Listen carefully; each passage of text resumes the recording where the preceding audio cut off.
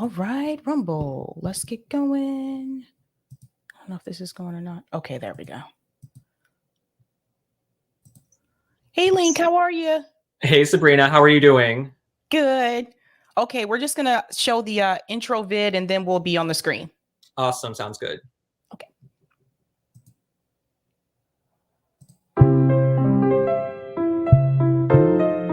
Doobie-doobie-doo.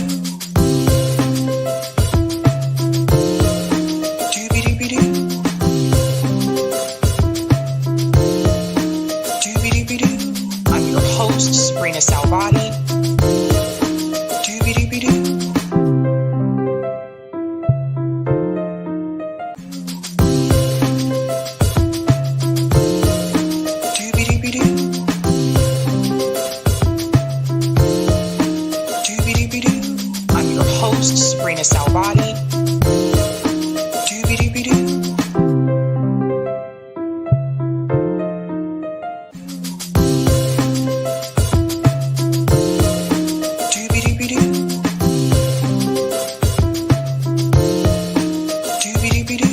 I'm your host, sabrinasalvati.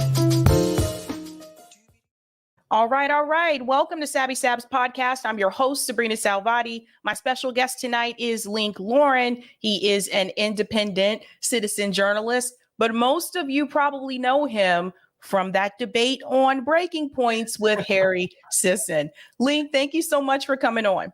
Thank you for having me. I'm so happy to be on a show where you can speak the truth. Well, welcome, because we're very vocal over here.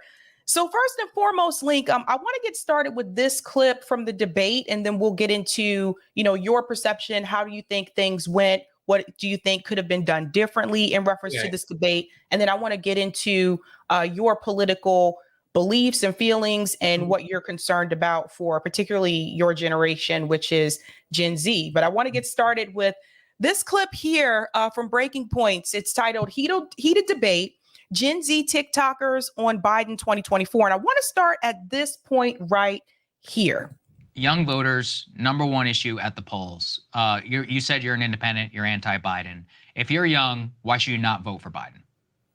Well, I'm not here to tell anybody who to vote for. I think people should make their own decision. Yeah.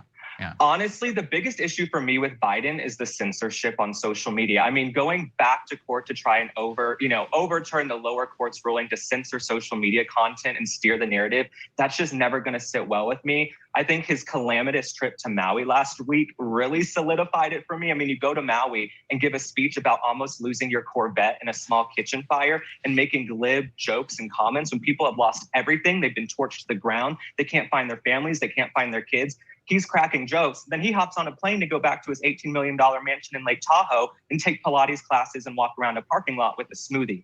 I want a transformational new leader in this country to sit in the Oval Office and really enact change. People need to see strength and see a real leader. And Joe Biden isn't giving me that. It's not giving young people that. But Link. Okay. We'll come back to Crystal in just a second. But first and foremost, I want to get your take particularly on that question right there. How did you feel about this debate overall, especially when you made that point there about Joe Biden's disaster, I guess, in reference to Maui and the lack of urgency that it seemed like Joe Biden had to show up and support the people and then only to give like $700 per household. I want to go ahead and get started with that. So first off, everything I said about Maui was true. I've been tracking the Maui situation since day one on my TikTok page, and you can hear from the people in Maui who are going on their local news stations. They're posting online. They're putting up signs over their businesses. They were not happy with Joe Biden's handling of the Maui situation. I mean, he was at Tom Steyer's $18 million mansion in Lake Tahoe that he was renting from him. I hope there's no tomfoolery going on there, but he was at a mansion for 13 days on vacation when the people in Maui were losing everything. Their lives were being torched to the ground. They couldn't find their kids. They couldn't find their families. So everything I said about his calamitous trip was true when he came and made jokes. Of course, I was called disingenuous and was made fun of and jumped on for raising these points. But I thought I was raising a recent topical news story, something that had just happened right before the show. That's right. And I want to go back to Crystal's response here. it's not just about what you're against. We'll it's get to you, also got to be what you're for. Very likely sure. the Republican nominee is going to be Donald Trump. You know, Trump also censored on social media. You can see that. You can see that. You can go and read the Twitter files, and you'll see his administration doing a lot of the same stuff that the Biden administration was doing. In fact, the Hunter Biden laptop thing happened while Trump was still president. So let's keep that in mind. That's number. So this is where I have to pause, and I got to ask this question.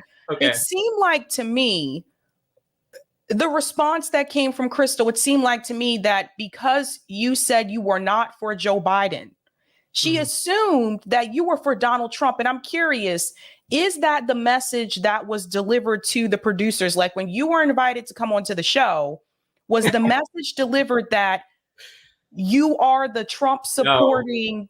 No. Okay. Can you talk a little bit about that? I want people to support whoever they want to support. And if you go to my TikTok, you can see exactly how I feel. People respect the fact that I'm not owned by anybody. I don't have management that's been paid $210,000 from the DNC. I'm a real person, you know what I'm saying? And so the producers were never told that. They were told I'm an independent, common sense kind of guy who's grown really quickly on TikTok recently, built a big audience because of that, because common sense, as you know, Sabrina, is not so common these days. Also, the word debate was never used. They never used the word debate with me in any of the emails. When they invited me on the show, it was, we would love to have a link for a Gen Z panel discussion about Gen Z issues going into the 2024 election. I was blindsided by the debate. Maybe they told Harry it was going to be a debate. Not one person used the word debate with me. That's fine. We can have a debate. I went in there ready to talk about issues I cover on my page, like mental health, the suicide rate going up, the war in Ukraine, how young people feel about war versus peace, our education levels, math and reading being way too low in this country, and how we shouldn't just accept that. Those are all the issues I cover on my page that I went there to talk about. And these are systemic issues that have been around for years and are probably going to be around after the next president and the next president, unfortunately. But it became very much Trump versus Biden, Link versus Harry. But the word debate, I went through the emails, was never used. Do you feel like you were blindsided? Oh, sure, but that's fine. I mean, I've been through so much worse than a 22-minute gaslighting on a YouTube show. So believe me, everything is totally fine. And I'm grateful to have been on. Everyone around me was like, this is such a big show. You have to go on. So I'm so grateful. Can hopefully go back on and keep it real and talk about all of those issues that I cover, because I thought it could have been such a fun, nuanced chat. You know what I'm saying? But instead it became very Real Housewives and like Harry versus Link. The only question, you realize the only real policy question I was asked was about abortion. She only asked me about abortion. A gay guy with no kids in his 20s. Like, I've never slept with a woman. If I saw a vagina, I'd probably scream. Okay. Like, she asked me about abortion. I'm the only person who even used the word Maui and brought up Maui, a real major recent disaster. The only person who even used the word Ukraine and mentioned the Ukraine war, I was kind of shut down, right? The only person who mentioned the word border and tried to bring in and interject about the border crisis and what's happening. And then look last night at Mayor Eric Adams talking about the severity of the border situation. All the issues I tried to raise that are systemic major issues in this country, I guess I was just shut down on, but I thought it could have been great to talk about them from a Gen Z perspective. Did you know that you would be talking to Harry Sisson? And if yes, did you know who he was? Yes, I knew who he was, and we had to reschedule to accommodate him. So the week before, you know, he stood us up. He didn't show up. We all sat there on Zoom waiting for him. I was in Milwaukee covering the debates, the Republican debates, and I would cover the Democratic debates, but they're not having any. So I was at the debate in Milwaukee. I got up early to do some other shows. I rushed back to the hotel to get on Zoom. I'm so excited. I'm like, I'm going on Breaking Points. Everybody says this is a big deal. We sit there. Harry never shows up. They end the Zoom call, they email, and they say, Harry wasn't able to make it. We're going to reschedule you. And I'm like, dang, this is the second time we've rescheduled, I guess, to accommodate him. So Sabrina, I went on Twitter to see if Harry was posting anything. While we were sitting on Breaking Points waiting for him, he was tweeting about how great Joe Biden is and how much he hates Trump. While we're sitting there and he's a no-show. So I tweeted back at him just to add some levity, to be cheeky, because that's just how I am. And I tweeted and I said, hey, Harry, it looks like you're awake. You're online. We're all waiting for you right now on Breaking Points, which is the hottest political podcast out right now. It's not a good look to stiff them. The tweet started to get some traction. It was retweeted by different people in the media. I got a call from the producer who threatened me, and he basically said, take the tweet down or I'm not going to have you on the show. What? I'm like, excuse me? I was like, what? I said, why are you jumping through hoops to accommodate a 20-year-old brat who's sitting in his dorm room tweeting about how hot Joe Biden looks in his swimsuit on the beach? Like, why are we jumping through hoops? I was on the ground at the debate, right? I thought we could have done a great debate recap from someone who was in the arena and who was actually there. I was sitting there ready to go. And he said, well, look, if you don't take the tweet down, I don't want you starting beef with Harry. I'm not going to have you on the show. So I took the tweet down because I thought, it's a big deal. Let me take the tweet down. And in my naivete, this is how Pollyanna I was. I said to him, all right, I'll take it down if it'll make for a more nuanced conversation and a more well-rounded conversation. Because at this point, I still didn't know it was a debate. I thought we were just going to talk about different issues. Like we have our ear to the ground of what Gen Z is going through. And then he tried to tell me, well, it's Harry's management. Harry's management sent him the wrong link. The management that's making over $200,000 from the DNC sent him the wrong link. And he's not that in demand. We don't see Harry on tons of other shows. It's not like they sent him the wrong show to go on. So I just thought it was interesting, but I took the tweet down, tried to be a team player. They rescheduled. I was in a different time zone. I thought, okay, I'm going to get up at 6 a.m., be ready to go for this conversation. And then I get on there and they're like, time for the debate, time for the hot debate. And I'm going, whoa, it's a debate. All right, here we go into the deep end. Very interesting. So I do want to ask you, I'll go back to that in just a second, but I do want to ask you, what is really important to you going into 2024? You're Gen Z. When I look at you, like you remind me of my students because my students were Gen Z, right? So what is important to you? My students used to tell me that they were very concerned about the climate issue. They were very concerned about being able to, well, the big one was paying off their student loans, but also being able to even like afford to like buy a house or get married or start a family or anything like that. And so my students took this path of experiences. So they kind of like cued me into this, like we have decided to put our money towards experiences.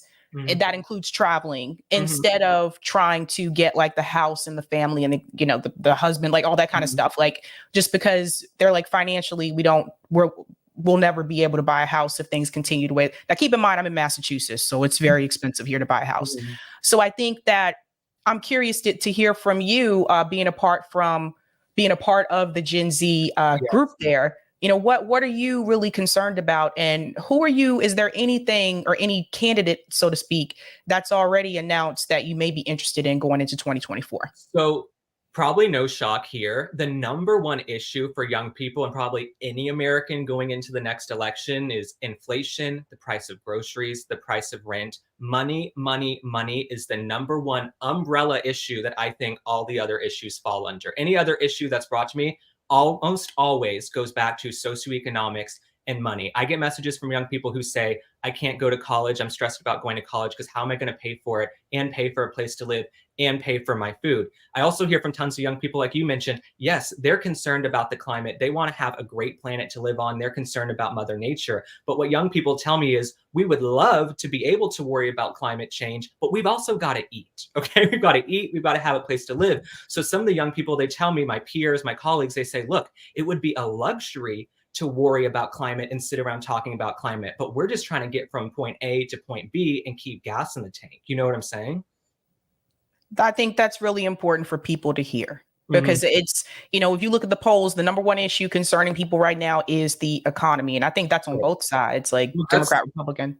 That's what was interesting. On my page, I've made tons of videos on my TikTok about why Joe Biden isn't doing so well in the polls. And I love that CNN finally today did a story about how his approval rating is low. They're 6 months behind all of us independent journalists who've been covering all this.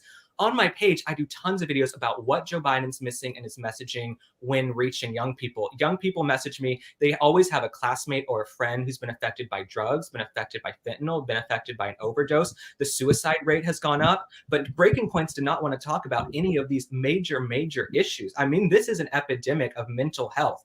And nobody seemed to want to talk about them. And whenever I would try to raise valid issues, it was pretty much shut down. I was called disingenuous and basically had my character assassinated.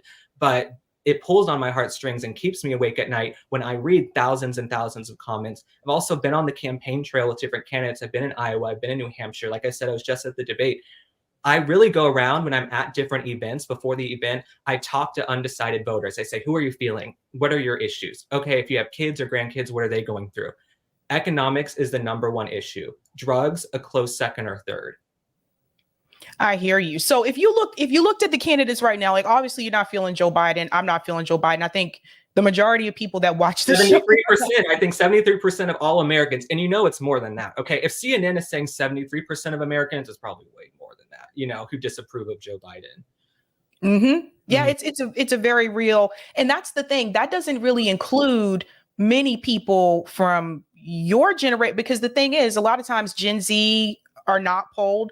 I'm a millennial. I've never been polled in a political election in this country. I'll say this also, Sabrina, you and I, we don't have fancy focus groups or polling. We go off of what we hear from the people, what we read in our comments, what we hear from our friends and family when we go out into the real world, right? So we have our finger on the pulse of what's happening ahead of time before all these fancy polls and focus groups and internal polling come out. We know already what's happening. We're months ahead when the mainstream media decides to talk about these major issues. We already know. We don't need polls to tell us because we're living it in America, right? That's right. That's a very important. You are very smart, Link. That is a very important point to make, because we do hear those. Like I hear it from people. You know, I'm on the ground. I hear from people in the street. I hear from people in the neighborhood. I hear from people from so that is my original polling, not. Right. You know, these focus groups that they have out there.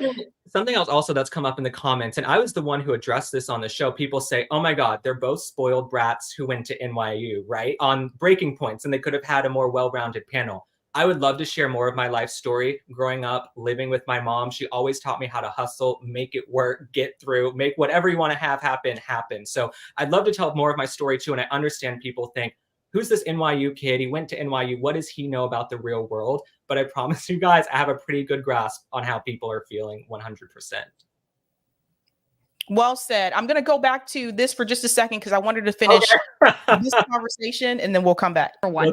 Number two, I mean, in terms of hurricane response, he was, very late in terms of his response to Hurricane Maria. He took 13 days. He showed up for 2 hours. And go back. Go back and look how Donald Trump did. No. It took 13 days, and then he was back in the Pilates studio. My question to you directly, and then I'll get Harry in. My question to you directly is Trump better than Biden? You know, would you, if that's your choice, Trump v. Biden, or would you vote third party? Like, what would be your choice in that situation and why? For sure. So the thing about American politics is you never know who's going to emerge. I mean, look at how many candidates were on the stage last week, right? So I'm going to keep my options open and see who I feel in November of 2024. But let's be real. This is what it's likely coming down to. I'm probably the most real person. Let's get real, Crystal. Is like 50% ahead of everybody else. You know, Nikki Haley gained like 3 points after this debate. It's not enough to overcome. But if you guys have a nail in the coffin, but Crystal, if you have a nail in the coffin with the trial, then isn't it sealed up? I'm just trying to figure out, where do you actually stand? Like, do you actually think Trump is better than Biden? If that's your choice, are you a Trump guy or are you on the fence? Are you looking at a third party candidate? We also never said anything about nails in the coffin. Yeah, just to be clear. Yeah, no, we've never said that. Definitely. So anyway, where do you stand if that's your choice? Where do you stand if that's your choice? Honestly, traveling, getting to know these candidates, I really like some other candidates, and I'm looking to see who's going to emerge in November of 2024. Okay. Okay, let me stop there and come from that, because again, rhetoric. I stand by exactly what I said. Yeah, because I continue to hear this rhetoric: is Trump better than Biden? Is Biden better than Trump? And I think, and I'll talk about this again later on tonight when we get to when I get to the Jimmy Dore segment. But it's just, the reality is they're both corrupt, and this is what I try to get across to my audience. Like, why are we trying to pigeonhole people into these two parties as if this is our only option? This is all that we can do. And I feel like it's shutting out other opportunities, whether that is a third party, whether that is independent. And there are people doing both. But also, I want people to really understand that if we're going to bring about real change in this country, it's not just going to come from electoral politics. Yes, there is legislation that needs to pass, but you also need organizing. You need community activism. You need boots on the ground to get things done. And I've seen grassroots activists actually get things done on the local level. So what worries me is that going into 2024, I do feel like I'm hearing it all over again, just like I heard it in 2020 and 2016. I feel like people are still looking for a hero. And what I want to get across to people is that no one person is coming to save you. And I feel like people are doing it again. They think that, oh, it's either going to be Biden or it's going to be Trump that's going to rescue us. And at the end of the day, we have to help each other. But I want to get your opinion about that as well. Yeah, so my whole thing is what I told Crystal, Sagar, and Harry is I'm an independent new media journalist whose medium happens to be TikTok. I want to follow the entire primary, the entire general election, just like everybody else, along with my audience. I've interviewed some of the candidates. I would love to interview more. I've gotten to Marianne, Vivek, RFK Jr. I'm trying to get to the rest at the next debate. I'd love to talk to Cornell West. I'd love to talk to other candidates as well. You've got the Democratic Party, Republican Party, Green Party. You've got the No Labels Party. Everybody deserves a shot to be heard. That's what makes our democracy so incredible. And I think people forget that. And Crystal is very much Biden is our savior. Biden is our only hope. We have to vote for Biden. But the data doesn't reflect that. Americans really aren't feeling that. And I say the exact same thing you do, which is he ain't coming to save us. Biden is not going to save us. It hasn't happened yet. He will go out and give a speech about something and do something completely antithetical to that. He will say, I am the climate president, and then go approve things that are totally antithetical to that statement. So Biden's not coming along to save us. We also need term limits. We need cognitive testing. I think people like Dianne Feinstein, Mitch McConnell, they're also getting in, their talking points. Mitch McConnell, he's had 2 medical episodes. His first day back, he goes and gives a speech about how we need to support Ukraine more. So he got his talking points between the medical episode and today. So I'm not here to tell anybody how to vote. I thought it was really interesting to try and interrogate me into who I'm voting for when it's not even November of 2023, let alone November of 2024. And I'll say this too. Look what happened in 2016 with Hillary and Trump. Hillary's campaign will tell you they thought they had it in a bag. It was all wrapped up. They were just going to sail into the election. Well, we have this thing called October surprises that I know everybody has heard about, right? They had one October surprise after another, and Hillary Clinton lost. So we're not even at October of 2023, let alone October of next year. So I will let people know how I'm feeling when we get to that point. And I hope people respect that I want to go along with the primary and the general and cover all of it just like everybody else. That's right. I want to remind people, let's all remember that Michael Bloomberg jumped into the race very late. Mm-hmm. So you never know. What's funny is on that show too, they showed us a poll and then we were supposed to talk about data that they showed us from a poll. And then I brought up a poll and they said that polls aren't really accurate. So we just never really know what to go off of. Sometimes the candidates that are far ahead right now, they're behind later. Sometimes a scandal comes out and it tanks someone's campaign. Nowadays, a scandal probably helps your campaign. But I want to follow along and see like everybody else. I also want to have a chance to interview and ask a few questions to all of the candidates for my TikTok before I make my mind up.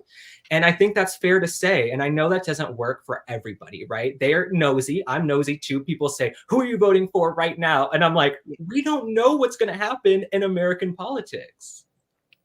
Yeah, I feel like it wasn't always this way, like pre-Trump. Like, I don't remember people asking me like who, as many people asking me like, who are you supporting? Who are you voting for? And I don't remember people telling people, just voluntarily telling people who they supported either. But I do feel like ever since 2016, it seems like it's more common now. Well, it's also because politics in our country has become so polarized. It's like you used to be able to sit down with your neighbor who felt one way and then have another neighbor who felt this way. Everybody could get along, agree to a disagree, which is what I always say on my page. I'm like, look, you don't have to agree, you can disagree, but I welcome an open dialogue from everyone across the spectrum. But nowadays, if you say one thing people disagree with, whether it's a culture war story or politics, they'll try to dox you, cancel you, call your work. Like, it's really insane. And so that's probably what you're thinking of right now. It's just that polarization. Yeah, that's a really good point. I want to ask you, you're still in college. What year are you? No, I just graduated last year. Just graduated. Right. How do you feel about the future in reference to job security? Because I remember when I graduated undergrad, the economy was in the pits. I feel like you're right again. The economy was in the pits. People are graduating now. The economy is doing poorly. How do you feel about job security in the future? And do you see yourself as someone that is going to stay in one place? And I ask that because I noticed a lot more Gen Z generation is more willing to move around to find these job opportunities. Right. How do you feel about job security? And is that something that you're concerned about as well? So I recently left New York. My lease was up. I thought, I don't love where this city is going. I don't love the leadership in this city. And I feel like I want to spread my wings and go someplace else. You know, all I lived in was Dallas and New York. And so I wanted to move back to Texas, figure out my next steps. And that's what I've been doing. But I've also been traveling on the campaign trail. And luckily, I do well on TikTok. I also do social media and marketing for other brands. Okay. So I've been traveling. I got to figure out where I'm going to put my roots down and where I'm going to land right now. But I am kind of enjoying figuring it out. And that's kind of the fun of being young, honestly. Yeah, I remember those days. But in speaking to job security, it's not just that young people are having a hard time finding jobs, let's say in an office, a 9-to-5 job. That job is not enough for them to afford a starter home or starter apartment or to have equity in anything. And we're going to get to a point where we have an entire generation who owns nothing. And I've been there. I lived in New York with the prices. I packed up and I left. But we have a generation who's going to have equity and nothing. Whereas our parents' generation and older generation, they might own a home that accrues in value and they have that nest egg and that asset. Young people are having a hard time even getting the financing to be shown homes and shown apartments. So this is a really major issue. And I keep raising the alarm, and I hope I don't seem like an alarmist. All of these systemic issues right now that are going on, they're going to come to a head in 5 and 10 years. We're going to really see the repercussions of not handling this and not addressing these issues pretty soon. And it doesn't matter who the president is, these things are going to come and go. It's going to take a real transformational leader to fix these things. 100%. And I'm so glad that you said that, because this is something I've been trying to explain to people, is that it will eventually, if things do not improve, it will eventually get to a point where people won't own anything, because you have to have a down payment to purchase a house. Unless you get a VA loan, you're part of the military and you don't have to put anything down. But most people are going to have to put down a down payment. And what I've noticed is over the years, as students are graduating from college, they're further and further away from getting that opportunity to have that down payment, because these employers, they are paying less. I remember, and I worked at BU, MIT, and Harvard, and I remember when students were graduating from the business school at BU and they would get like a starting salary of like maybe $65,000. It's not like that anymore, even with the masters.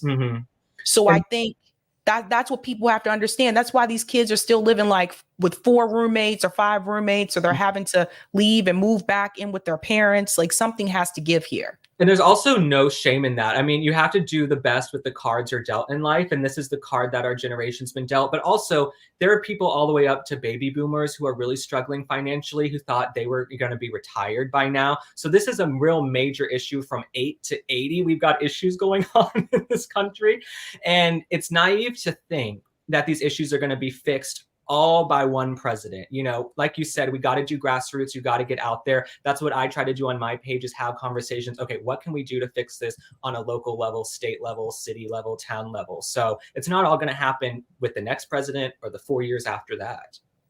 That's right. Even like different states have different like income tax levels. They have different like sales tax. Like it all depends on where you live. There's some states in this country that have no income tax, no sales tax, that kind of thing. So yeah, like Wyoming, Texas, Florida, best place for taxes, but then it's really hard to live there for some people. Then you have to move. But you see a lot of people moving back to my home state of Texas from California, from New York, also because of the crime. I mean, nonviolent crime, I think, is up double digits in almost every major California city. I mean, this is according to CNN. So for all the super liberals out there, this is according to CNN. But people are moving. They're making the hard choice to pack up their families and move and find new doctors and new schools. So our country, I feel, and tell me if I'm wrong, Sabrina, I feel like our country is really in a moment of growing pains. And I hate to use a buzzword, but it's like an inflection point in our country where we're either going to go down this road and get better and go toward a more prosperous country, or we're going to go down a dark path. Like, we really are in a growing pains era of our country.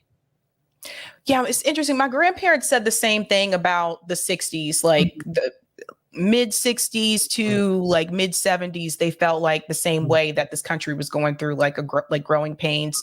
And I feel like, well, yeah, like with our generation, especially ever since the pandemic, it's been even more difficult, I think. But I think that's why it's important to hear from, you know, younger people like yourself, we really need to hear more from people who are part of that Gen Z generation. It used to be people used to focus a lot on millennials, but I think a lot of us have gotten to the point now where we're up in the age bracket now where a lot of us are millennials where they don't think about us that much anymore. Well, also what I'll say is this too. We really need to have a deep dive and a hearing on what really went down during the lockdowns and COVID, okay? Because there was a new billionaire, every 26 hours during COVID, more wealth was transferred to the top 1% than during any other moment in American history. I think over 3 million small businesses closed during the pandemic, but Amazon got richer and Amazon's investors got richer. So also kids going home to do remote learning during lockdowns, that really tanked our math and reading levels. You had teachers who left the profession. Now the classroom sizes have ballooned. I mean, these are all issues that should be the number one issue on every newspaper, every show. But as I go back to breaking points, they want to have the same old debate, Trump versus Biden. You know, they don't want to talk about the real issues. It's Trump versus Biden, election 2024.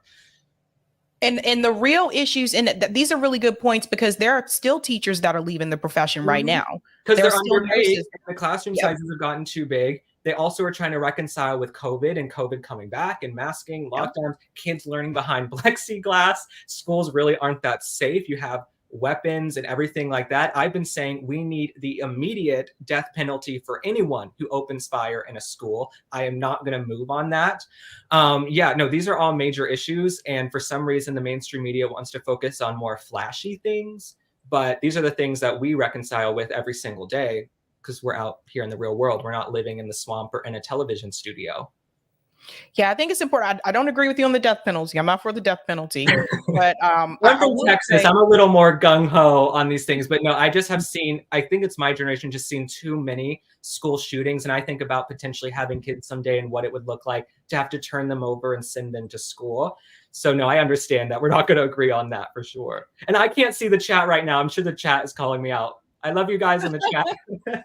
No, I think also too, when we talk about like the real issues that people are facing, I think for people who are not on disability may not understand that when things do increase in this economy, when we have inflation, when the grocery prices are higher and they continue to increase every week, at least where I live, people that are on disability have a set amount that is sent to them by the state. Yes, I believe they got a little bit of increase from what I understand from people, but still they are on a fixed income.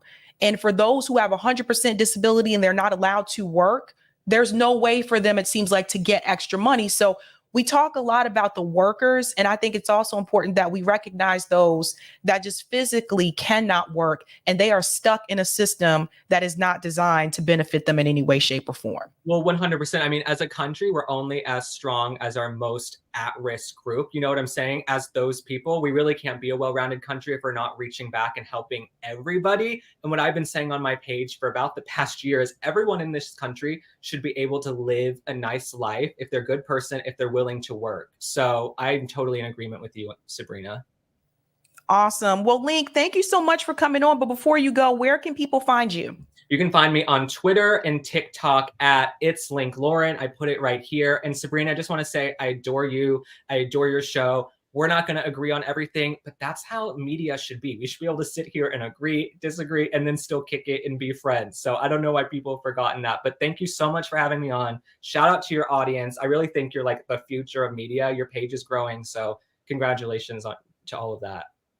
Thank you so much. Bye. Bye. All right. Such an intelligent young man, don't you guys think? Such an intelligent man. Link is awesome. You should follow him on Twitter as well. He had his handle underneath at the bottom of his picture there. Okay. I'm going to go to some of the comments. We're going to go through the thumbnails you see we're going to discuss tonight, and then we'll go ahead and get into the next story. We will do call-in tonight. I wasn't going to, but then I thought about it and I said, you guys probably want to chat after the interview and everything. So we'll do call-in tonight. Thank you, 007 Angelo. Love this dude's takedown of that dim shill. LOL. Thank you, Kevin. Link was great in Breaking Point's interview, and I do not believe his final comment was condescending. Thank you for that.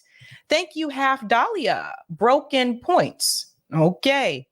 Thank you, David. Smash Bros voice. Young Link. LOL. Smart kid. Oh yeah, you guys know Link from you guys remember the Zelda and Link? Thank you for the super chat, Luca. I'm an old leftist. Link has earned my respect. Awesome. Thank you, Roger. Link, you said on Breaking Points, you're an indie moderate who wants transformational change. What would you like to see transformational change on, and what would you like to stay the same? Sorry, I didn't see this earlier, Roger, but I think we have a gist of what he's looking for.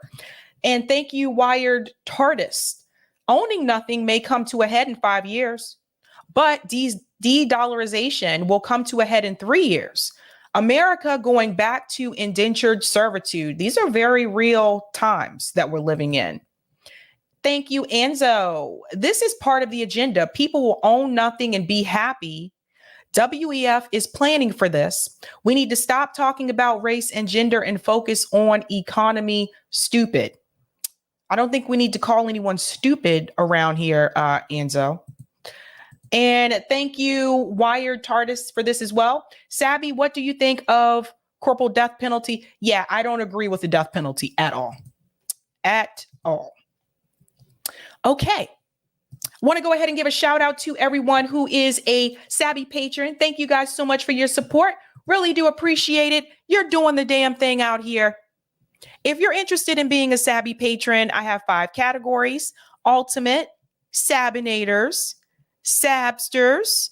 There's also Sabbies. They're a hearty bunch.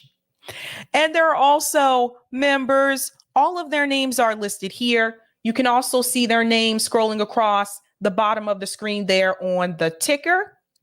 All of those lovely folks. And I want to give a shout out to a new Sabby patron. Over here, we call them newbies. Let's give it up for Thomas Ladvenixia. I sincerely hope I pronounced your name correctly, Thomas. But thank you so much and welcome.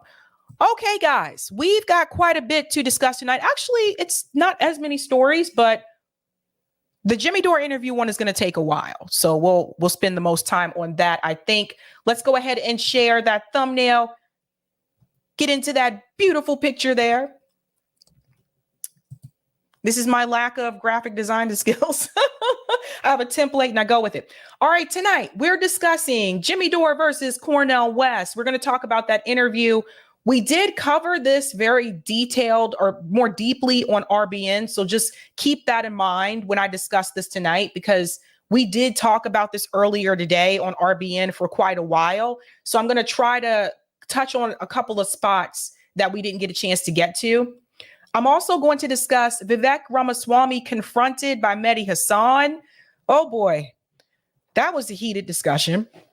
We're also going to discuss Cop City RICO, warning to any of you who have been wanting to support Stop Cop City, or you're thinking about protesting anything in the future. This is a huge red flag that I think we all need to discuss. And of course, Link Lauren was just here. He was on Breaking Points for that debate, and he is also a citizen journalist out there doing the damn thing. Let's go ahead and get into this first story here about Cop City. Now, I've been fortunate enough to interview people on the show about Cop City that are actually been, fighting against this $90+ million facility that they are building in Atlanta, Georgia.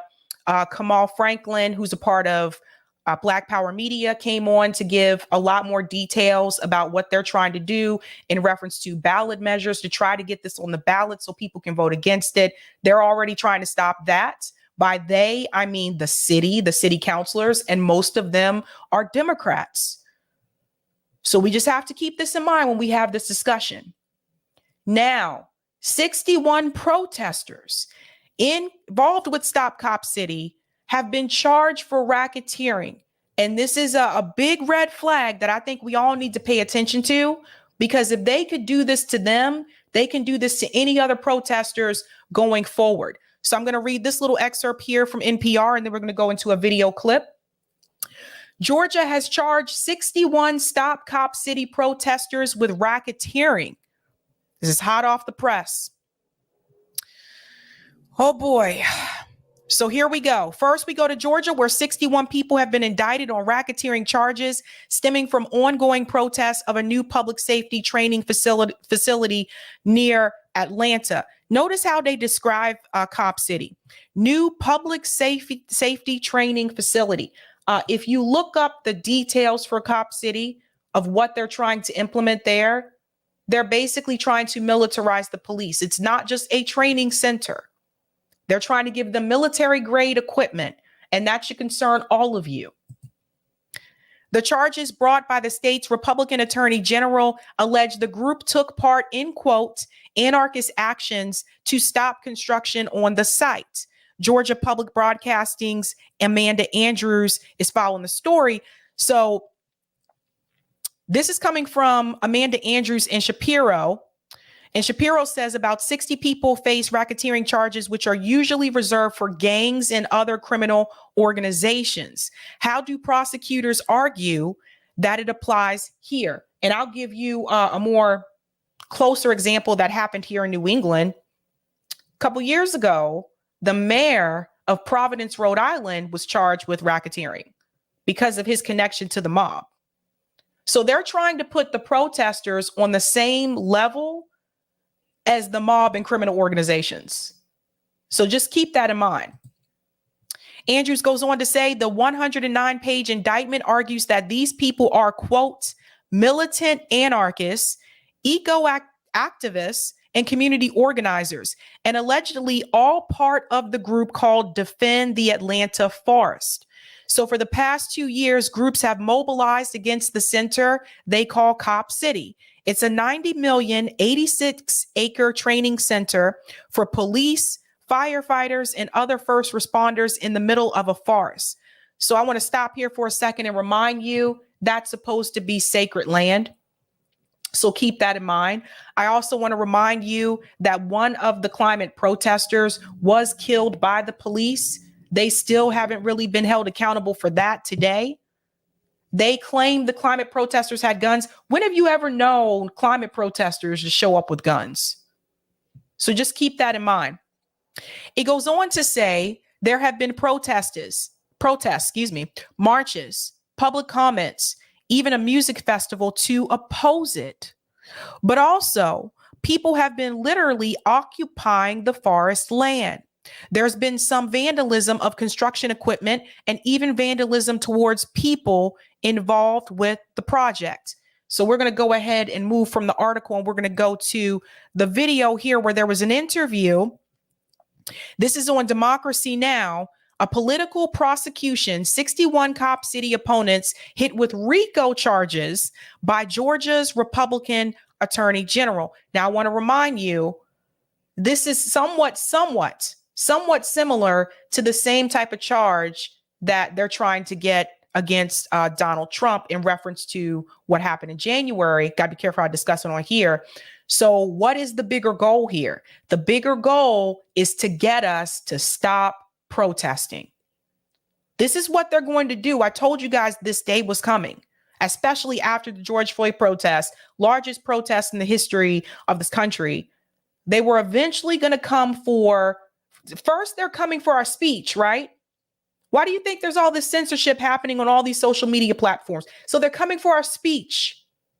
Now they're going to come for your right to protest. So you have to start asking yourself, what's next? Let's go ahead and get into this clip here with Juan Gonzalez in reference to the RICO charges. We're beginning today's show in Atlanta, Georgia, where the state's Republican Attorney General has announced a sweeping new RICO indictment against 61 activists and others he accuses of being part of a, quote, criminal enterprise to stop Cop City, a massive $90 million police training complex that's facing widespread opposition and ongoing protests. The charges were brought in Fulton County and approved by the same grand jury that indicted former President Donald Trump and 18 of his associates on RICO, or racketeering charges, brought by Fulton County District Attorney Fani Willis, who is a Democrat. At a news conference Tuesday, Georgia Attorney General Chris Carr and John Fowler, head of Georgia's prosecution division, laid out their allegations and why they brought the case in Fulton County. As alleged in the indictment, the defendants are members of Defend the Atlanta Forest, an anarchist, anti-police, and anti-business extremist organization. We contend these 61 defendants together have conspired to prevent the construction of the Atlanta Public Safety Training Center by conducting, coordinating, and organizing acts of violence, intimidation, and property destruction. Why Fulton County and not DeKalb County? Georgia racketeering law allows that, and we availed ourselves of the Georgia racketeering law to do that. Anywhere that a predicate act or an overt act in furtherance of a conspiracy occurred, in any county where that occurred is where you can indict the case, and we chose Fulton County. When you allege a conspiracy to commit racketeering, there's no requirement under Georgia law that they know each other. The whole purpose of the Georgia racketeering law is that they're all working in some way, shape, or form towards the same goal, and they formed a conspiracy to do that. That doesn't necessarily mean that every person has to talk to every single person. All you have to do is commit one overt act in furtherance of the conspiracy with the others, and then you can be guilty of racketeering. So that's. Don't you guys think this is quite a far reach? It was a couple of weeks ago we covered that the police, they were in riot gear. They approached a house which they believed had Cop City protesters inside that house. They approached that house in riot gear to arrest the protesters. What is happening in this country? This is why we can't, you just can't, it's almost to the point where you can't do anything now, where we are losing our freedoms. Think about it. Do you think, if you look at some of the marches that happen in this country, like the civil rights movement, for example, the marches on Washington, all of those, do you think we'd be safe to do those now? They've escalated this. They've ramped up the police state after the George Floyd protests. And this is what I was trying to warn people about back then. If you're going to protest in reference to the police state, you don't then go home when Joe Biden wins. And that was one of the biggest disappointments, I think, with that protest, is some people really lost the message and thought all of this is going to be fixed because Joe Biden's the president now. No, police brutality is an issue regardless if the president is a Democrat or Republican or whatever. It's still an issue. Because at the end of the day, both parties support the police state. Atlanta is a Democrat city. The majority of the city councilors are Democrats. Some of the city councilors, as we showed before, are African American. And even the African American city councilors, most of them supported it. Support Cop City. Both parties support the police state. Let's continue. That's why, is because it's a large case. And so if you want to tie everybody together and they're all trying to do the same thing, racketeering is the appropriate charge. In addition to the 61 racketeering indictments, 5 people were also indicted on domestic terrorism and first-degree arson charges. 3 people with the Atlanta Solidarity Fund were each indicted on 15 counts of money laundering for their work to provide bail money and legal aid for protesters. Did you hear that? So they don't even want you to have a fund and have part of the fund go towards the bail money to get the protesters out of jail. And don't come at me with, oh, well, they're criminals. No, Martin Luther King Jr. was arrested multiple times and he was not a criminal. So this is what they're trying to do. They're even trying to prevent them from coming up with the bail money to bail the protesters out. How is this a crime? What have we come to before in this country? This is not just an issue in Atlanta. This is not just an issue in Georgia. They already announced they're trying to implement more cop cities in the United States, and they're already looking at Baltimore, Maryland. This is going to spread. So we have to think about this. There are policies and there are things that happen on the local level that spread across this country that are bad. There are things that happen on the local level that spread across this country that can be good. But we can't turn a blind eye to what's happening with Cop City just because we don't live there, because it could be your city next. indictment was issued on September 5th and filed August 29th. The indictment alleges the protests included violent anti-police sentiment that's now one of the, quote, core driving motives of protests to stop Cop City. For more, we go to Atlanta, where we're joined by Kiana Jones, a Stop Cop City organizer for Community Movement Builders, and Devin Franklin, a movement policy counsel at the Southern Center for Human Rights. He worked over a decade as a public defender in Atlanta. His group has issued a call for lawyers to represent the 61 people now facing RICO charges. We welcome you both to Democracy Now! These are late-breaking developments. Devin, let's begin with you. Can you explain what happened?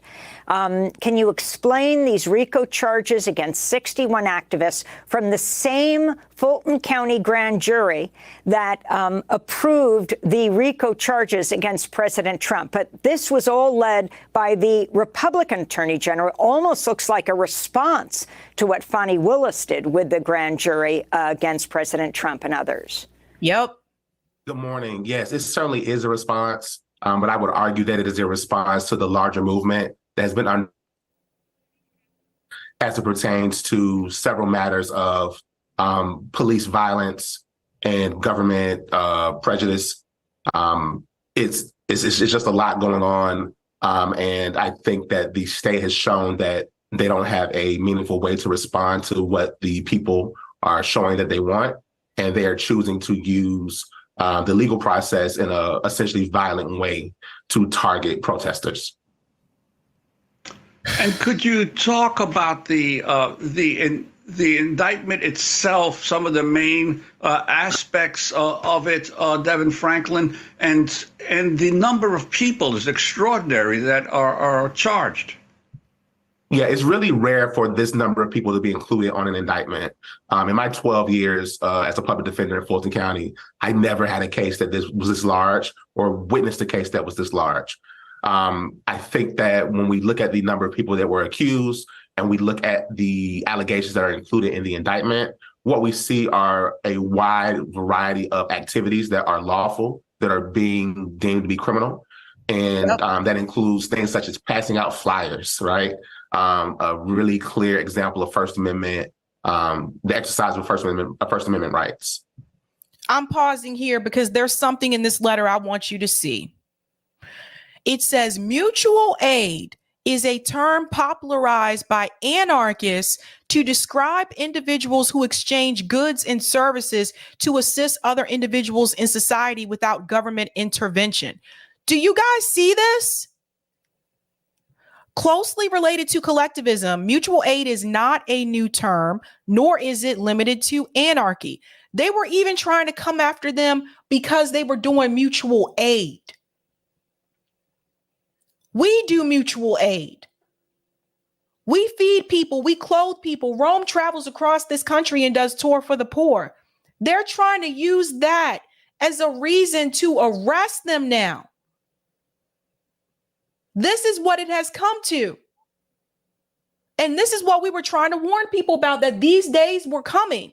First, they come for your speech. So for the people who said, I'm tired of hearing about Julian Assange, I'm tired of hearing about censorship and free speech. Now do you see it? They come for that first. First, they come for your voice. Then they come for your right to protest. They come for your right to organize. They come after other things. And I wish more people would have listened back then when people said this is not an important issue. Free speech is not an important issue. Are you kidding me? They actually charged these people. One of the charges is passing out flyers. Now this is a crime?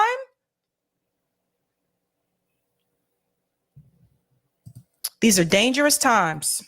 We see that organizations that were bailing people out for protests or conducting business in otherwise lawful manners have been deemed to be part of some ominous infrastructure. And it's just not accurate. This is really clearly a political prosecution. And yeah. And how does it turn out that the same grand jury that indicted Trump and his associates was the grand jury on this particular case? It appears to be so from the limited information that I've been given, and it could simply be a matter of timing. It could have been something that was Oh, he froze. by DA Fonnie Willis and AG Chris Carr. There's no way to know for certain, but what we do know is that for some point in time, for a period of time rather, the Attorney General of the state of Georgia, the Governor of the state of Georgia, Brian Kemp, have both expressed discontent with the success that has been gained by the Stop Cop City movement and the momentum that has been created in the streets among the people, and that they have chosen to use those things which they have at their disposal to essentially attempt to criminalize otherwise lawful activity. Devin Franklin. Let me pause, go ahead and stop it there. And I want to bring up another example here, because people have to wake up and pay attention to what is going on. This goes further than police brutality. This is the police state. When I say the police state, I'm not just talking about police brutality. I'm not just talking about police officers pulling over people just because. I'm talking about this expands, guys. They're militarizing the police. They're giving these police this training facility. They want to give them military grade weapons. And then on top of that, they're coming after people's speech. You got the government agencies coming after that. Then you also have, they're arresting people and charging them. They're calling these people domestic terrorists, and they're activists. Now, people tell me that the police are here to protect us. I call bullshit. Last report that I saw said that police solved 0.02% crime.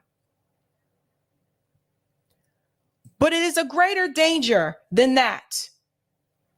Because we still have qualified immunity. Can you imagine what's going to happen? They militarize those police in Atlanta at that training facility, so they have military grade weapons. Then on top of that, they still have qualified immunity. They're making it more powerful, and they're taking more away from us. And just to give you an idea, I'm going to show you a quick story here. This is Judge Hatchett. Some of you may remember her, some of you may not. She was one of the TV judges, but she is a real judge. Did you know that Judge Hatchett just recently, was assaulted by a cop in front of other people? In front of other people. How bold do you have to be to assault a judge? Let's dive into it, because I'm going to show you. This is why I tell you the police state is so incredibly dangerous. If they will do this to a judge, and not just any judge, a well-known judge, what do you think they'll do to me or you? Let's dive in.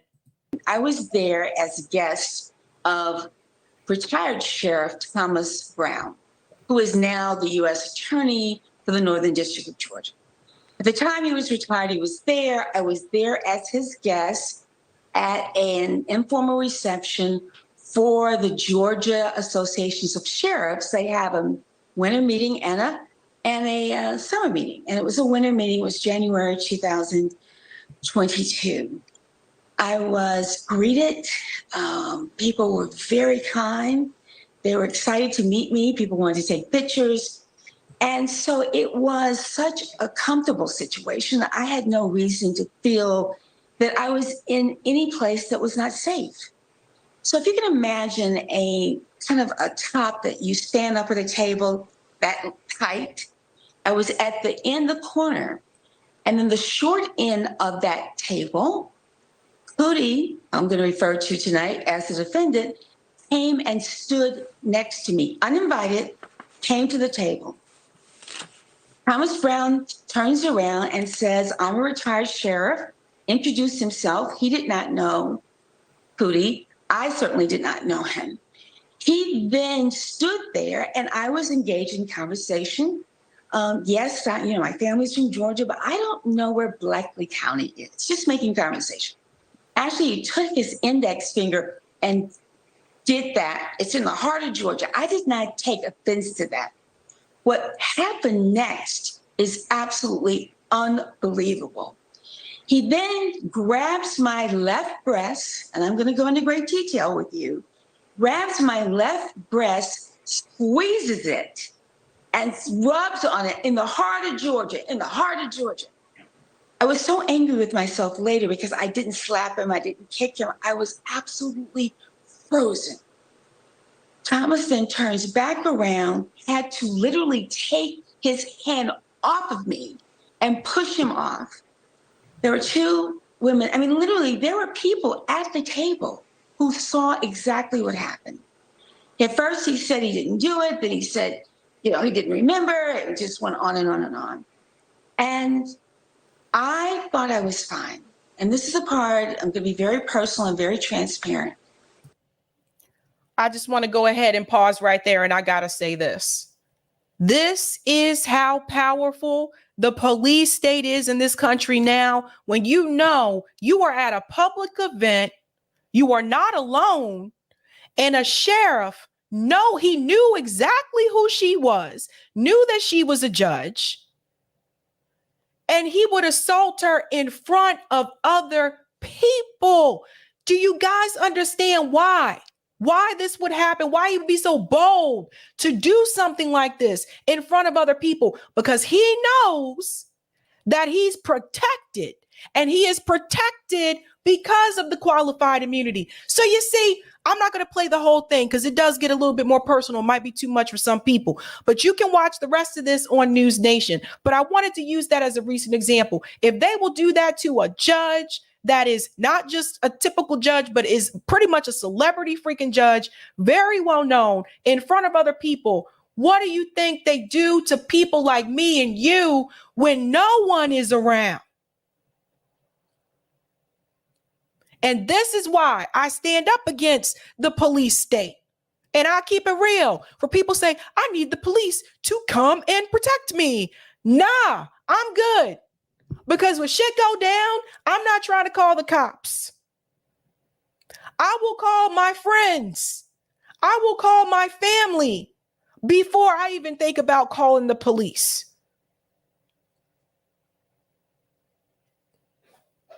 Because they have a way. People have been known before to call the police and say, we had this incident happen. And the next thing you know, the person who made the call is the one who's dead by the police. So it's a no. So we have to talk about Cop City, and we have to spread this message to a lot of people. Some people who are asleep don't even know this is happening.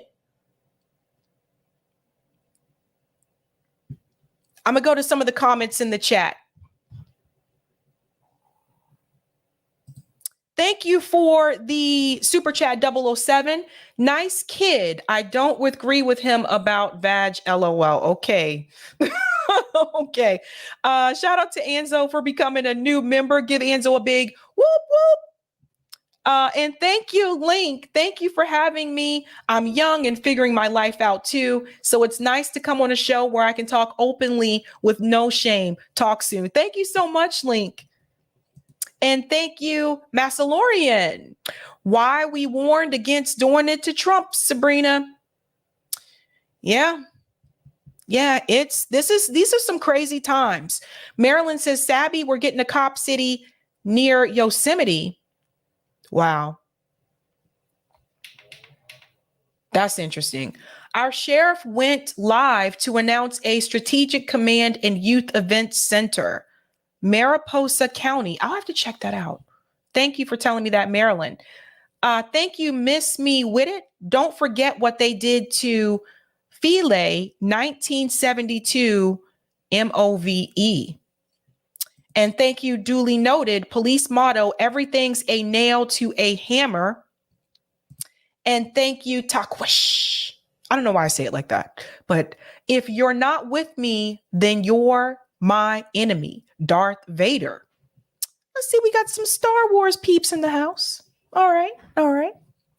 All right, we are moving on to our next story about Vivek Ramaswamy and Mehdi Hasan. Yikes.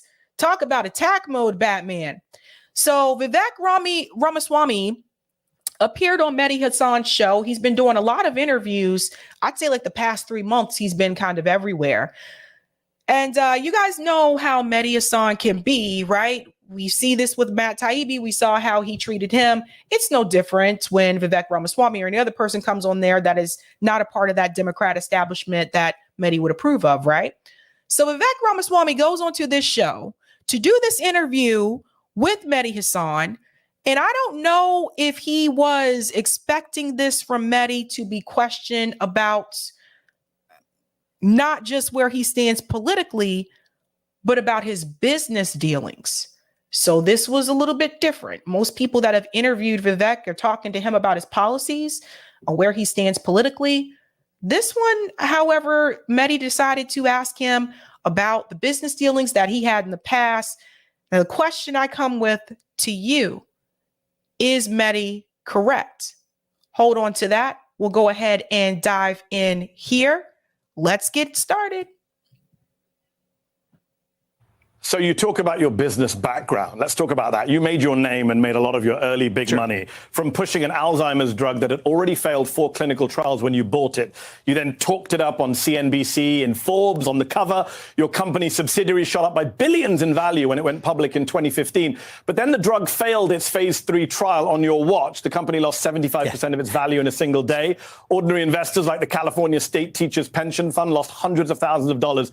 But you cashed out beforehand via your parent company to the tune of, I believe, over $37 million. Your critics say it's a classic. Let's go back here just in case people didn't see that. I like to pause sometimes with these articles. So it says how Vivek Ramaswamy made the fortune fueling his presidential run. And then there's another piece here that says Exavant bought for $5 million upfront an Alzheimer's drug that GlaxoSmithKline had given up on after 4 failed clinical trials. And then there's this piece here. I thought there was another one right here. The California State Teachers Retirement System sold its stake months later when it was worth hundreds of thousands of dollars less than in the days leading up to the disappointing clinical trial news. So again, we have the California State Teachers Retirement System. So let's go back a little bit. That's something to pay attention to. Forbes on the cover. Your company's subsidiary shot up by billions in value when it went public in 2015. But then the drug failed its phase 3 trial on your watch. The company lost 75% of its value in a single day. Ordinary investors like the California State Teachers Pension Fund lost hundreds of thousands of dollars.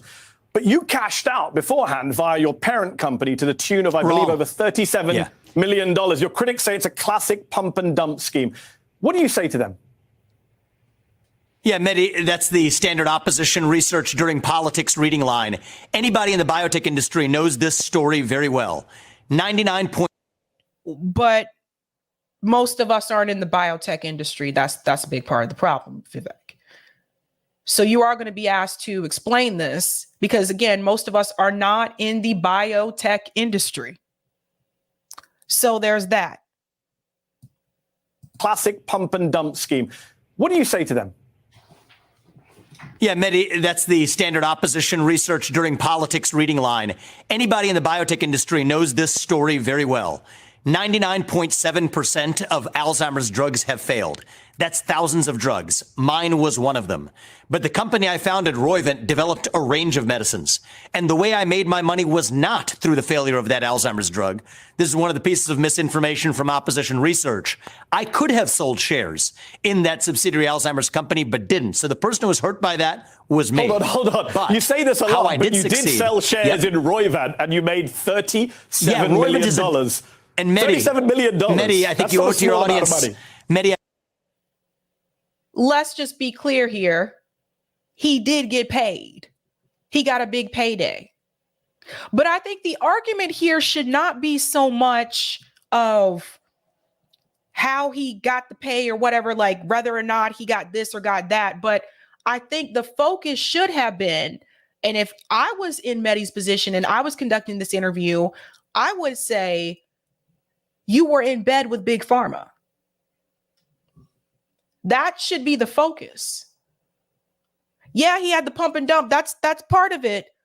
But the overall general theme is that he was in bed with Big Pharma. Made a lot of money. Let's go on. I think you owe it to your audience to be accurate. That is shares in a different company, not Axovant. And those shares that I sold are worth, and those shares are worth dramatically more today. So I would have made more money had I held on to those shares. So don't. But you still made money.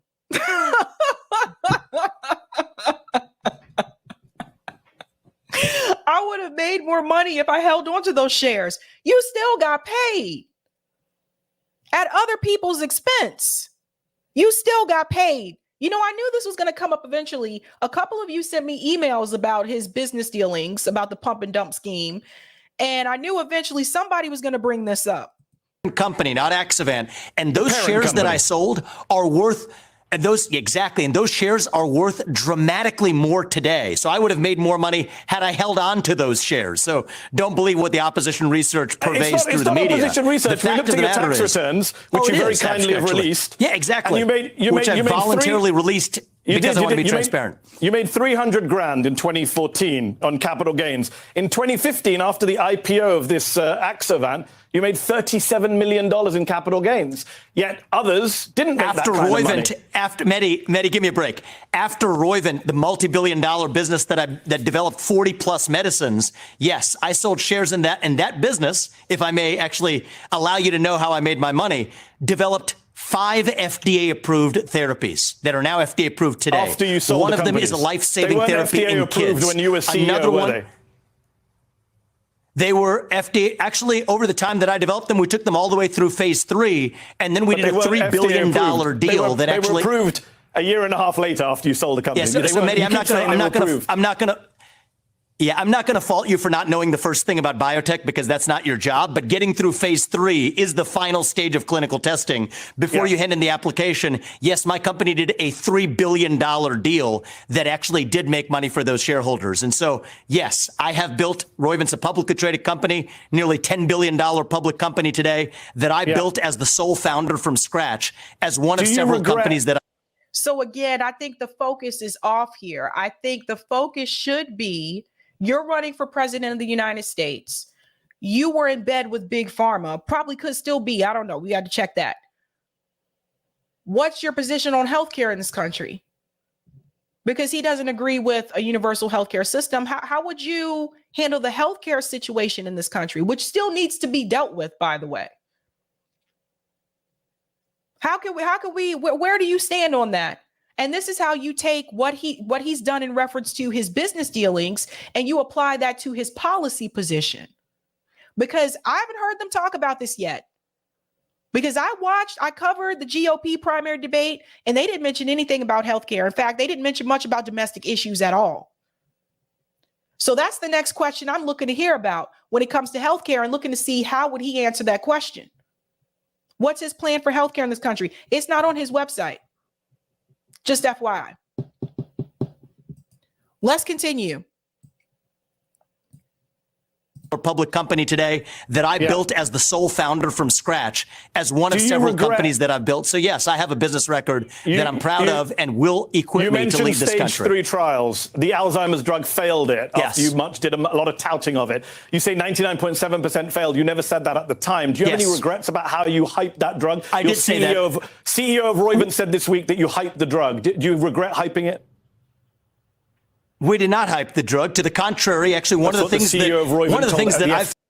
Now, this is where Mehdi messes up. See, Mehdi did this to Matt Taibbi as well, where he will say something, say you did something, and he'll say it so confidently to the point where, damn, it makes you think, oh, shit, well, maybe I did do that, or maybe I did say that, right? However, this time it didn't work. Let's go back to this. I'm going to show you how they actually end up correcting Mehdi Hasan. And again, this is another example where after a Mehdi Hasan interview, he has been corrected on certain positions and it makes him appear to be less credible. I don't think he's credible anyway because he's on MSNBC. But for the people who do consider mainstream media to be credible, he's been proven wrong multiple times after interviews. So let's go back just a little teeny bit and focus on this part here because this is going to be debunked. The drug, do you regret hyping it? We did not hype the drug. To the contrary, actually, one of the things that I found this week. Well, I can't speak for what is or isn't. I haven't read any article that you're quoting, so I don't exactly know what you're referring to. See, this is where right here, he said that's what the CEO told us this week, that you hyped it, that you guys hyped the drug. Now, this is what Mehdi Hasan likes to do. He likes to catch you off guard with something he thinks that you're probably not going to be paying attention to, or you may not be prepared to discuss. He did this with Matt Taibbi, right? He said, oh, there was an error there. You said this in this tweet, and it's actually this. You said sis, it's actually sis, like that kind of thing, right? So he's doing this right now to Vivek, and Vivek is like, well, I don't know, I may have to look at that. This is what Mehdi Hasan likes to do. This is how he gets people off their game. Now, what usually will happen is after the interview, the person that he was debating will come back with more information and say, you were lying. But Mehdi Hasan catches them off guard during the interview when they don't have that evidence in hand to prove that he's not telling the truth. Mehdi Hasan is notorious for doing this. So you'll see here, Vivek says, see, watch how he catches them off guard. Stage 3 trials. The Alzheimer's drug failed it. Yes. After you did a lot of touting of it. You say 99.7% failed. You never said that at the time. Do you have any regrets about how you hyped that drug? I did say that. CEO of Roivant said this week that you hyped the drug. Do you regret hyping it? We did not hype the drug. To the contrary, actually, one of the things CEO of Roivant. Now, Vivek is actually correct here. They did not hype it, right? I'm going to show you that proof in just a second. He's actually correct there. But watch Mehdi make him doubt himself. One of the things that I found this week. Well, I can't speak for what is or isn't. I haven't read any article that you're quoting, so I don't exactly know what you're referring to. The fact of the matter is, though, I have been transparent at every step of the way. Everyone who is in the biotech industry knows that Alzheimer's disease is the graveyard for medicines. But I still think it's an important area of need. Okay, so who's telling the truth here in reference to this particular situation? So after this interview, Vivek did come up with more information. This shows you the game the media plays. Shameful. So again, we go to this piece CEO of Roivant here. said this week that you hyped the drug. Do you regret hyping it? We did not hype the drug. To the contrary, actually, one of the things that I found this week.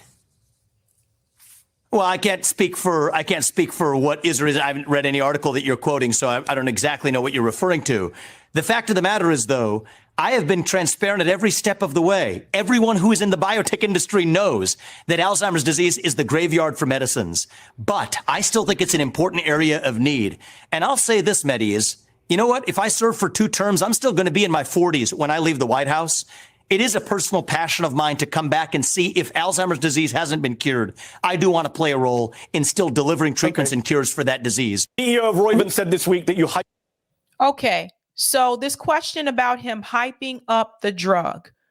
Let's see if it's true what Mehdi said, that the CEO said that. Let's go to this piece here from Financial Times. So this is Jolene, who joined Roivant in 2017, said criticism of Axovant IPO and Ramaswamy had been sensationalized by the media. It's much less fun to talk about Vivek as a thoughtful entrepreneur who built a business and had some wins and some losses. And ultimately, that business has graduated from his involvement than it is to talk about him as a music man, huckster who oversold something, he said.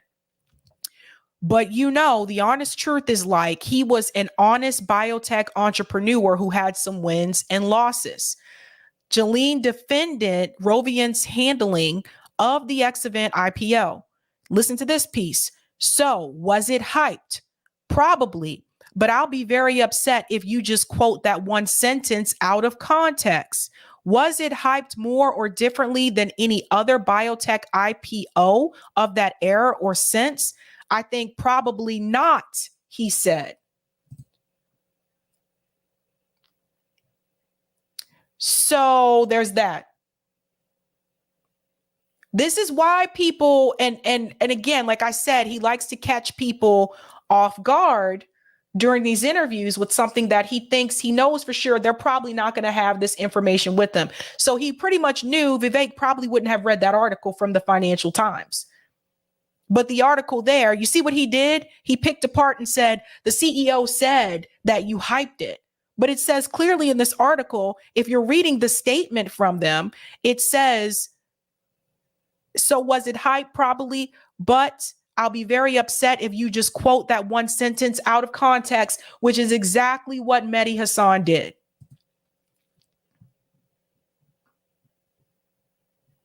So this is why I still don't know why people like to go onto this show. That's funny.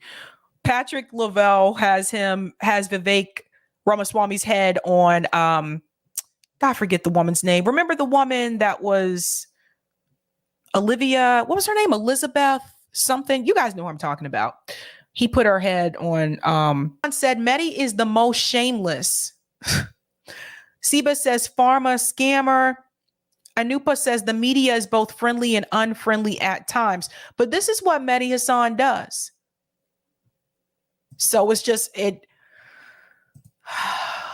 the media. Again, where would my focus have lied? My focus would have been on you basically, you were a part of Big Pharma. So what's your position on healthcare for people in this country? That would have been my position. But that's just me. I'll take the comment on Rockfin, Eric. Yes, Elizabeth Holmes. Thank you. That's what it was. That's what they put his head on her. That was kind of funny. Thank you for the tip, Roger. Sabrina, regarding the Popo, I have good news from NYC. The New York SAG got NYPD to bend the knee on reforms, to making them agree to reforms they must take to de-escalate. No more keltling and caroling of protesters into confined spaces. I will read article on Call-In. Sabby, speaking of cops, call Cynthia. I have not forgotten, Roger. Thank you. I'll go to some of the comments here on YouTube as well. David said corruption is on the ballot again. Bingo. Thank you, Isabel. He is Big Pharma. That's 1. 2, Vivek is a businessman. 3, yes, he made money. Why are you laughing? He's a capitalist. Sorry, my love, but hashtag duh, LOL. There you go. Thank you, One Tall Girl. That's an interesting name. If Vivek is transparent, why does he not talk about the current lawsuit from his former employees? That's a good question. Thank you, 007 Angelo. Georgia is the test bed for government fascism. Shameful. Crazy times, man. Crazy times. Okie doke. Let's go ahead and get to this Cornell West Jimmy Dore interview. I'm actually going to start 6 minutes in because we already covered that first part on RBN earlier today. And then there's another part I want to get to that we didn't get a chance to get to earlier today. Now, let me go ahead and scoot this up here. Let's get into it. If you have not had a chance to do so, go ahead and hit that like button. That helps me with the algo. Thank you very much. Before we dive into this, I want to start off by saying this. I want to continue to reiterate this. There is no hero coming to save you. There's no one person that is coming to save you. That's not Biden. That's not Trump. That's not Dr. West. That's not Dr. Shiva. That's not Marianne. That's not RFK Jr. We have to save ourselves. We have to work within our communities and organize and help each other. The Black Panthers knew this. The Black Panthers did not sit around crossing their fingers and hoping on some political leader to come in and save the people in their community. So I continue to stress that. And I'm saying this because I already saw people say they're sad, they're depressed, they're heartbroken by what they saw last night. And I'm going to make it very clear to you. I'm not sad. I'm not depressed. I'm not heartbroken. But when CJ asked me earlier today, how do I feel after what I saw last night? I'm disappointed. And I'm going to talk about both sides. Both sides. So I'm not sad. I'm not depressed because I'm not relying on a politician to come and save me. When this election cycle is over, everybody goes back. A lot of people go right back to sleep until the next election cycle, and then you come alive again.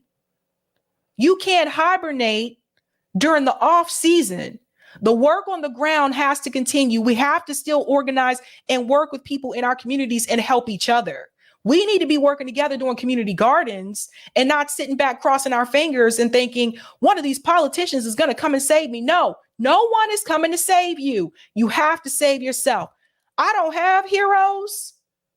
I have people that I admire in my life, but I don't have no damn heroes. Let's get into this interview.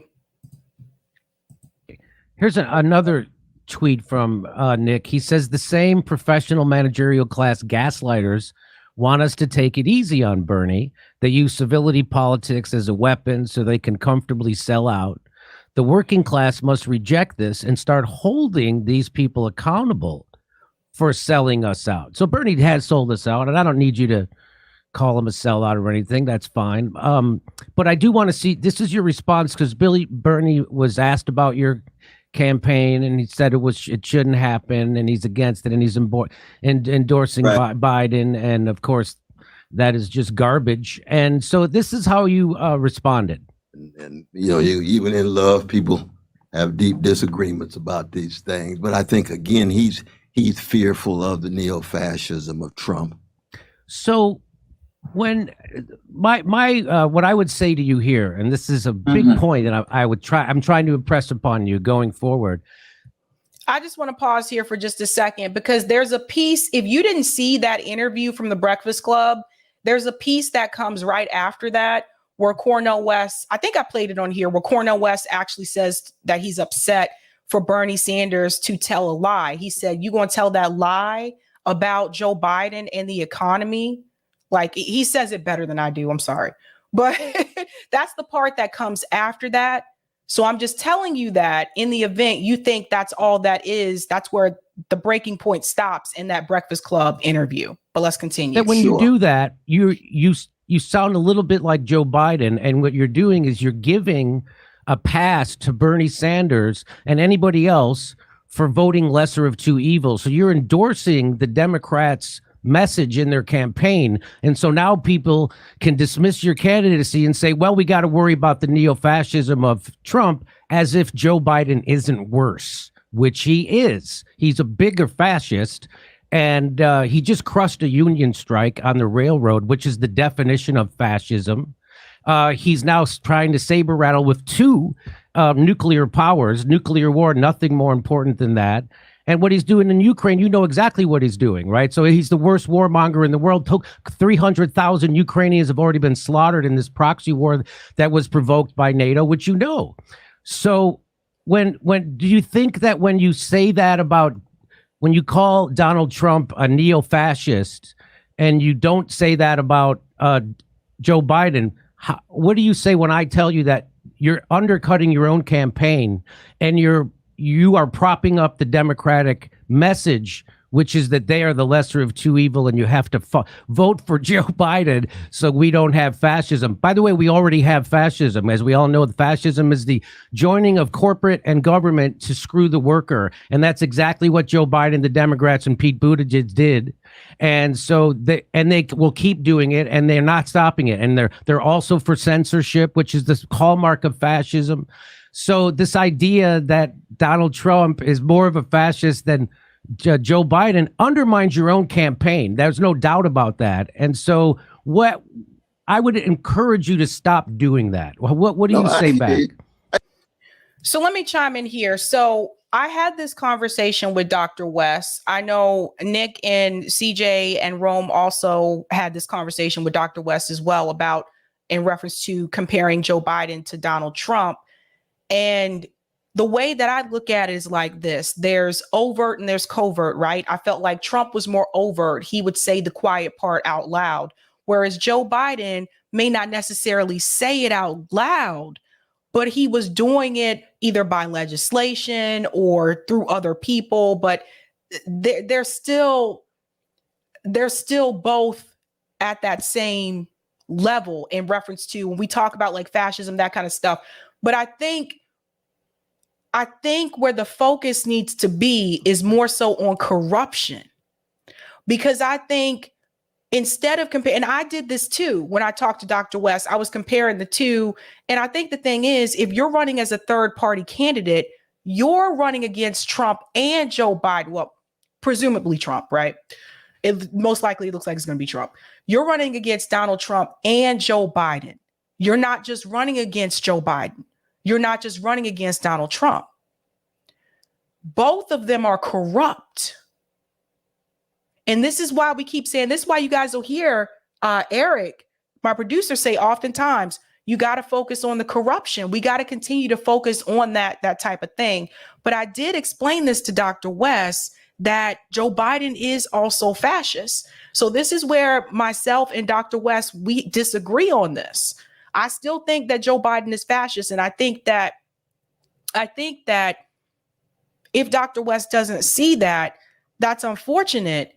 But basically, if you look at the policies, if you look at the legislation, and you look at the things that Joe Biden's done, I'm not even just talking about in his past. I'm talking about since he's been president.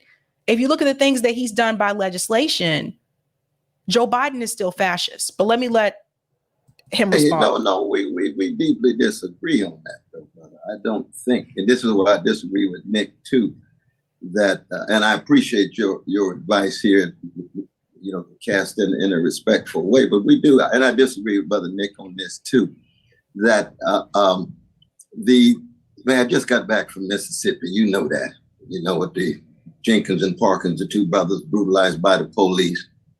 There at the church, the Klan still running wild, not just with votes, but terrorizing Black folk. The Goon Squad finally got caught by the two lawyers, Brother Malik and Brother Trent. Now, what does that mean? That means that when you talk about fascism, you're talking not just about the rule of big money, not just the rule of big military, not just the rule of corporate power, so that it's oligarchic in essence, but you're also talking about dictatorial rule, no elections, the elimination of dissident voices, and then the scapegoating of the most vulnerable, which it could be immigrants, it could be workers, it could be Black people, Jews, Arabs, and so forth.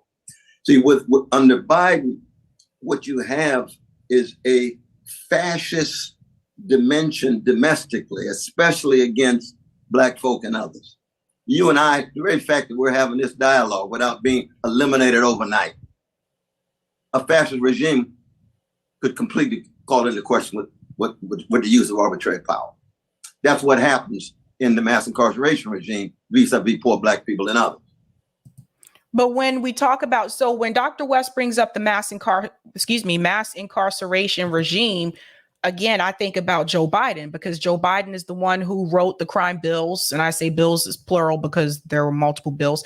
I think about that. I think about Joe Biden, like he was the one who created the legislation or co-created the legislation to make it possible for the mass incarceration to increase, particularly of Black men. And again, that's taking Black men out of the home and leaving the single mothers with the child.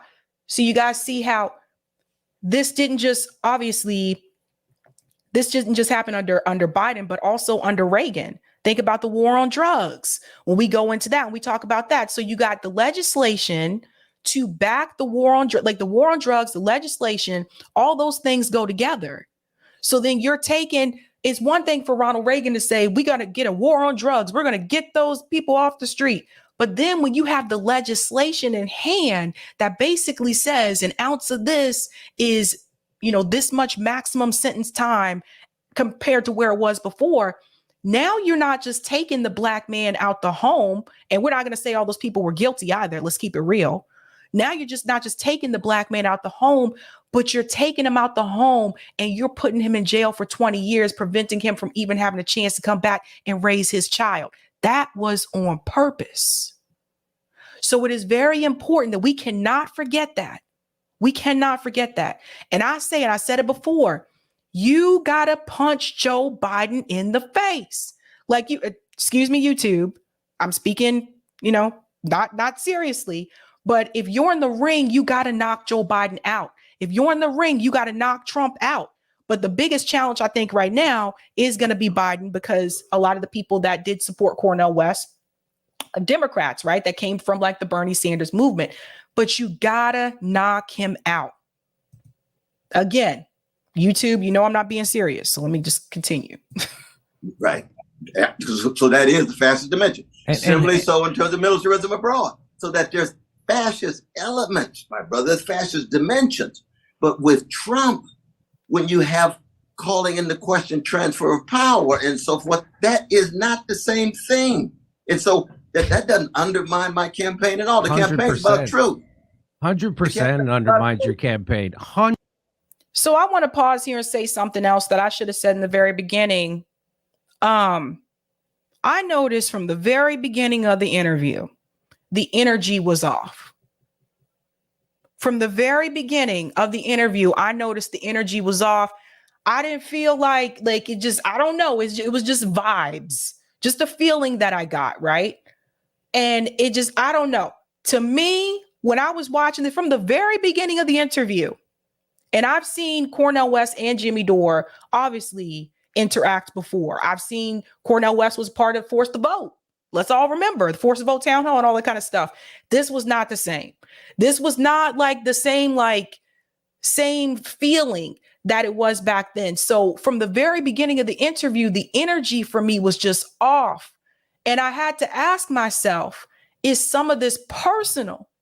Not just on the policies, not just on the issues, not just on the rhetoric of the campaign, but from the very beginning, it's like you sense tension. And so I had to ask, is some of it personal? Let me continue.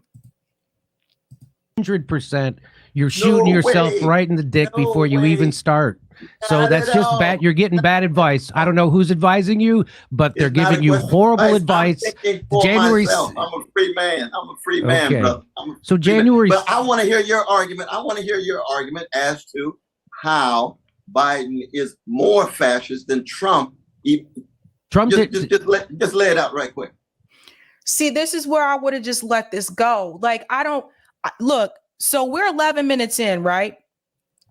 So I felt like there was too much time spent on that particular topic. I really do. Like, they're both corrupt.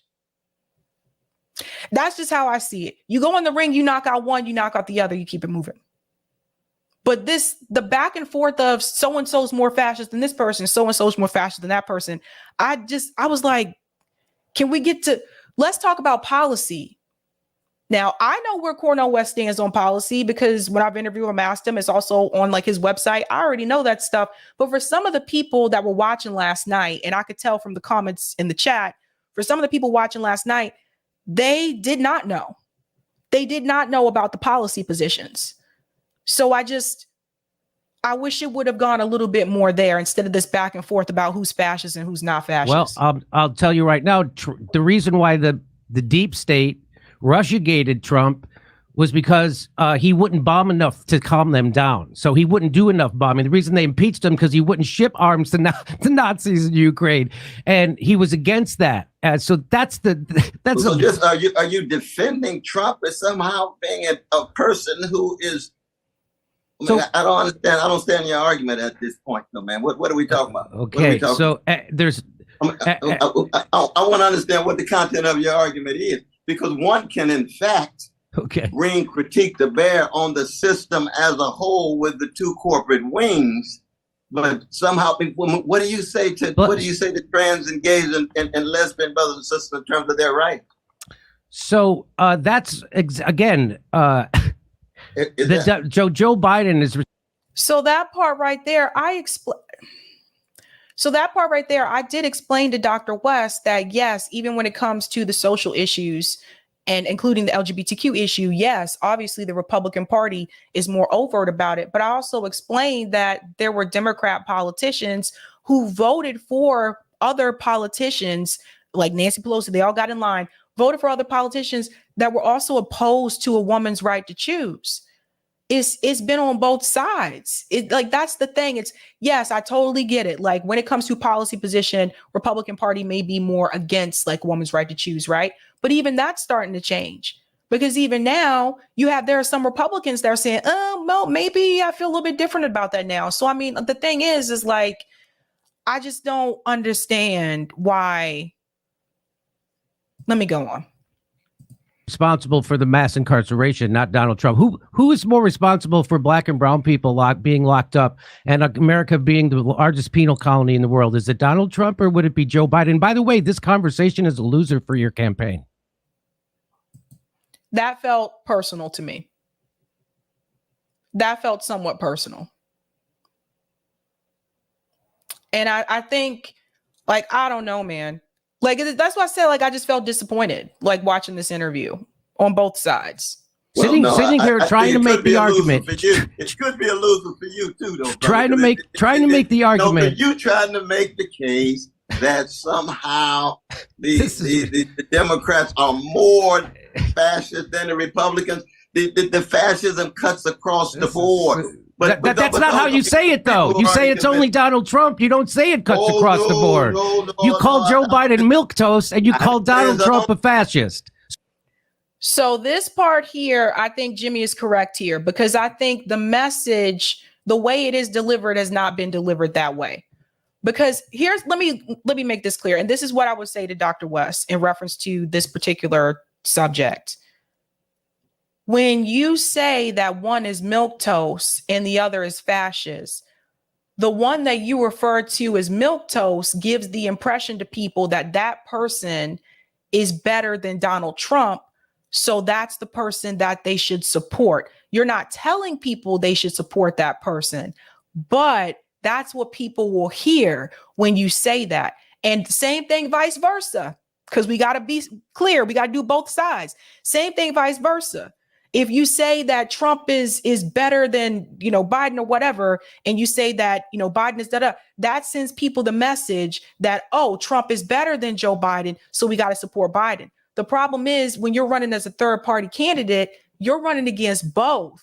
You're running against the Democrat and the Republican. So you got to call both of them out, and you have to give people the impression that neither one of them is better than the other. And that's why you're running in the race. This is the same thing I said in reference to Vivek, because Vivek keeps saying Donald Trump was the best president of my generation. All right, cool. Why are you running? You see, this is why you have to be careful with the so-and-so be careful with that.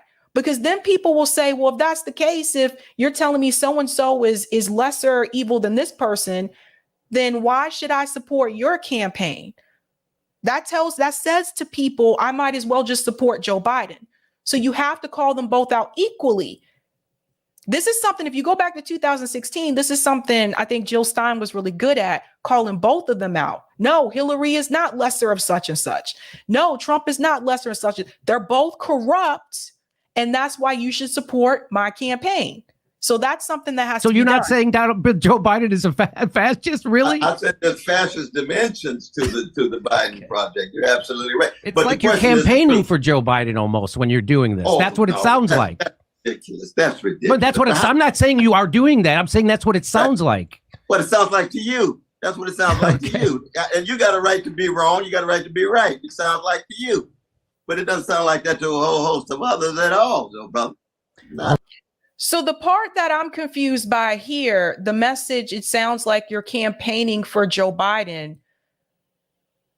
I actually feel like, isn't that the case also for RFK Jr. and Marianne Williamson? Because, and I say this because both of them running through the Democratic Party, both of them are on record saying they're not going to run a mean-spirited campaign against Joe Biden. And I told you guys that's really weird to me, because he'll run a mean one against you, or the media will. So why wasn't that same rhetoric used towards, you see what you guys understand what I'm saying? So I think that's the thing, is like, both of them on record say they won't run a mean-spirited campaign. Cornel West didn't say he won't run a mean-spirited campaign, but I do feel like all three of them are still not willing to take off the gloves when it comes to Joe Biden. And I think you really have to be willing to do that. Okay. All right. Again, I'm saying this out of love for you, because I do have deep love for you. I have deep respect for you. And we agree on almost everything except the message of your campaign, right? That's the only thing. I would hope it would become even more focal. Well, let me just put it this way. But are you suggesting that the message should be that Biden is a greater fascist than Trump? Is that what you're saying? I'm not saying that you should talk about fascism or any of that stuff. I think you should. No, fascism is very real. I think you don't think fascism is real in the country? We're living in it. We're living in fascism. But I'm talking about escalating in terms of intensity. It has since Biden became president. It certainly has escalated in intensity. They've censored everybody. They've crushed unions. They've started another war, and now they're saber rattling with 2 nuclear powers. I don't know how I don't know how worse it could get. And by the way, he still hasn't let people out of prison. He still hasn't given student loan. He's still denying us health care. He's an enemy of the worker and a tool of military-industrial complex in Wall Street. There's no bigger fascist in the country than Joe Biden. The reason why black and brown people are locked up, again, isn't because of Trump. It's because of brother Biden. And Joe Biden is proud of that. He brags about that. He brags about the crime bill, and he will never apologize for it. So I'm just letting you know that I really want your campaign to pick up traction. This is the opposite way to do it. Who's ever advising you sounds like an infiltrator. But why do you keep saying advise me? There was too much time spent on this part. In my opinion, I felt like it was too much. Like, I don't know. Thinking for myself, brother. I'm a okay. I don't mean to insult you. That's not just a question of advising. Okay. I don't know who's advising you. You thinking for yourself. You're a free man too, aren't you? You're right. You're right. Okay. I was trying to put it in a nice way. I was use that kind of language, my brother. You want to be respectful. I'm trying to be respectful. That was my. I appreciate it. Okay. I know it look like it's hard sometimes, but I appreciate it. But we just have disagreements on these things. Again, if I undermine the campaign for you, then you're free to have your own view and vision. Okay. And people are free to listen to you and be persuaded or not. And I've got mine. I'm listening for your insight. Absolutely right. No doubt about that. So let me just say this. So the point of running a third-party campaign is to offer an alternative to the 2 major parties, to bring together disaffected members of those parties, along with independents and others who feel alienated from the political system as it exists. And the best way to do this is by running on economic issues that unite us, but which neither major party is willing to address because they're both beholden to the same powerful corporate interests. The Democratic Party long ago abandoned the working class in favor of beating the drum on cultural issues, and now that's all the Democrats have to run on. So if voters are looking for a party running on trans rights and calling Donald Trump and his supporters white supremacists, they can already vote for Democrats. The role of a third party is to focus not on the identity politics that divide us, but on core economic issues that unite us along class lines, like Christian Smalls did at Staten Island. Do you think he led with LGBTQ trans rights and white supremacy, or do you think he organized along class lines? So I want to interject here. That's not what Cornel West is leading with. We've gone over Cornel West's campaign website on this show multiple times with Cornel West present. That's not what, Eric, if you could go ahead, could you pull up that campaign, the Cornel West campaign website? Thank you. That's not what he's leading with. And Cornel West has done a number of interviews where he talks about, in fact, every interview he did with me, what did we talk about? The economic system. We talked about the inflation. We talked about, the prices. We talked about the wars. We went through that entire platform that he had, not once, but twice. So it's not just, he's not leading with, I'm only going to run on these social justice issues. That's actually not the case. And I have it now, and I'll go ahead and pull it up. So if you look at the platform, thank you. The first thing that you see is dismantling the empire.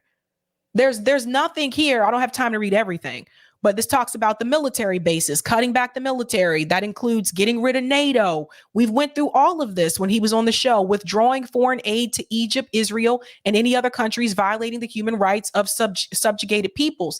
Number one is dismantling the empire. This is something that I would have liked to hear about last night. Like, again, I know, but for some of the viewers, telling by the comments in the chat, they did not know. They're like, what is he running on? What are the policies? Like, what are these kind of things? So number one is dismantling empire. I don't see those social issues, the culture war, even addressed in the first topic. Number two is unleashing democracy. This is where he mentions Medicare for all. He talks about ending poverty and homelessness, quality education, free college tuition, all these things that come from more from the Bernie campaign, decriminalization of drugs. He goes into demilitarize the police, abolish Cop City. You see all these things. This is where he goes into reparations, unjust treatment of Black people. Then he gets into securing rights for LGBTQ and trans people. But the number one thing that he leads with on the campaign website is dismantling the empire. So again, this is something I think people should have seen last night. And then there's also saving the planet. And that's when he gets into the fossil fuel industry and getting rid of them and the corporate greed. So I don't understand.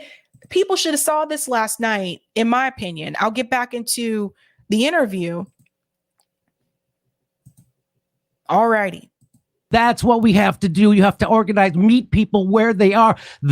So what is your plan to organize along class lines? Or are you going to keep talking about white supremacy and all those identity politics, which are there, not from the ground up, from the top down, to make sure we stay divided? What is your plan to organize along class lines? Let me pause here for a second, because I think this is where there seems to be a disagreement.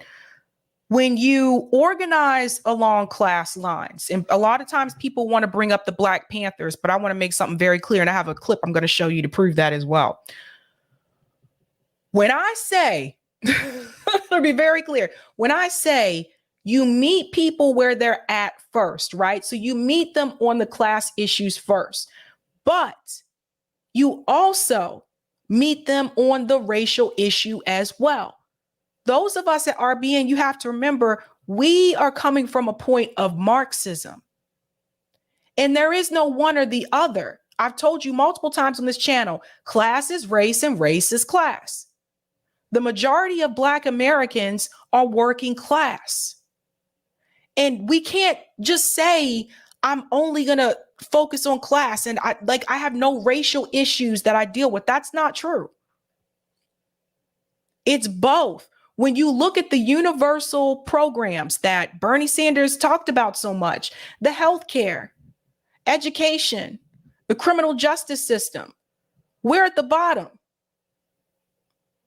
When you look at the healthcare issue in this country, Black people are at the bottom. Whether we have Medicare for all or not, and we have to fix that issue. Look at the rate that Black women die from childbirth in this country. When you look at the education system, we're at the bottom. When you talk about the criminal justice system, we're at the bottom, guys. And that's what people have to understand. We're the ones that struggle with criminal justice. We're the ones that struggle to pay for bail. So some of the people that are sitting there in jail may not even be guilty. All those people aren't even guilty, guys. Some of them are sitting there because they can't afford to pay cash bail. That tags it back into the class issue. So we can't separate the two. Let me let Cornel West answer. Well, I appreciate again the clarity and candor of what you have to say. We have profound disagreements, brother.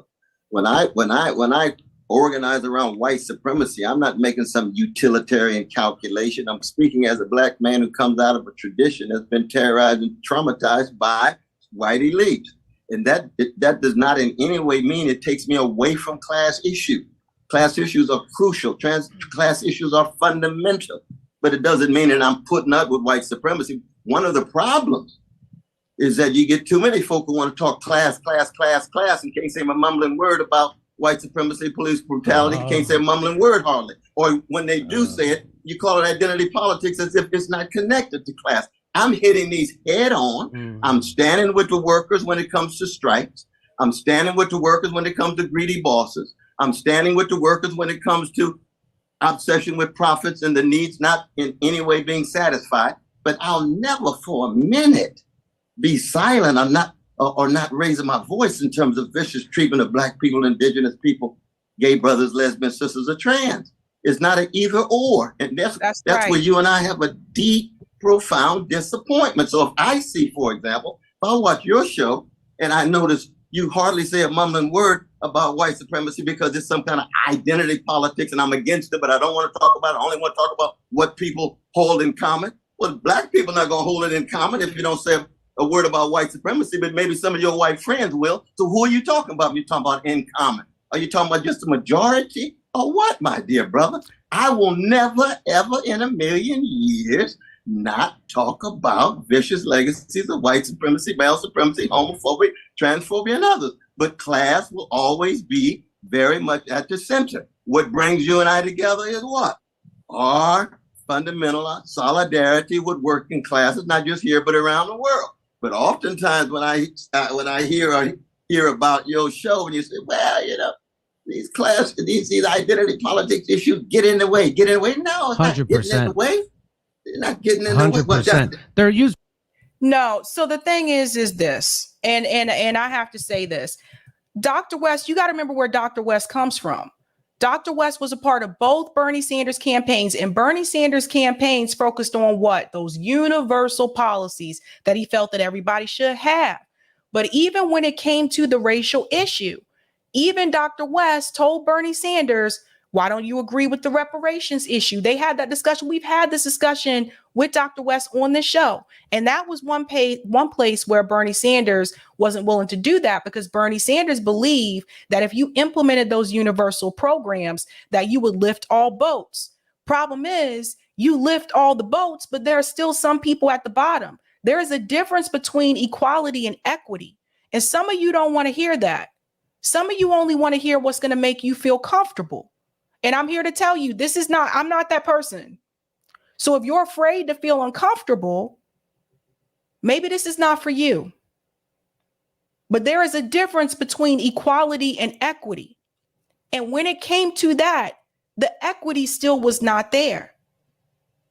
So what people have to understand is, where does Dr. West come from? Dr. West wrote a book called Race Matters. Dr. West has been on the front lines protesting and marching and fighting with Black people for decades, before I was even born.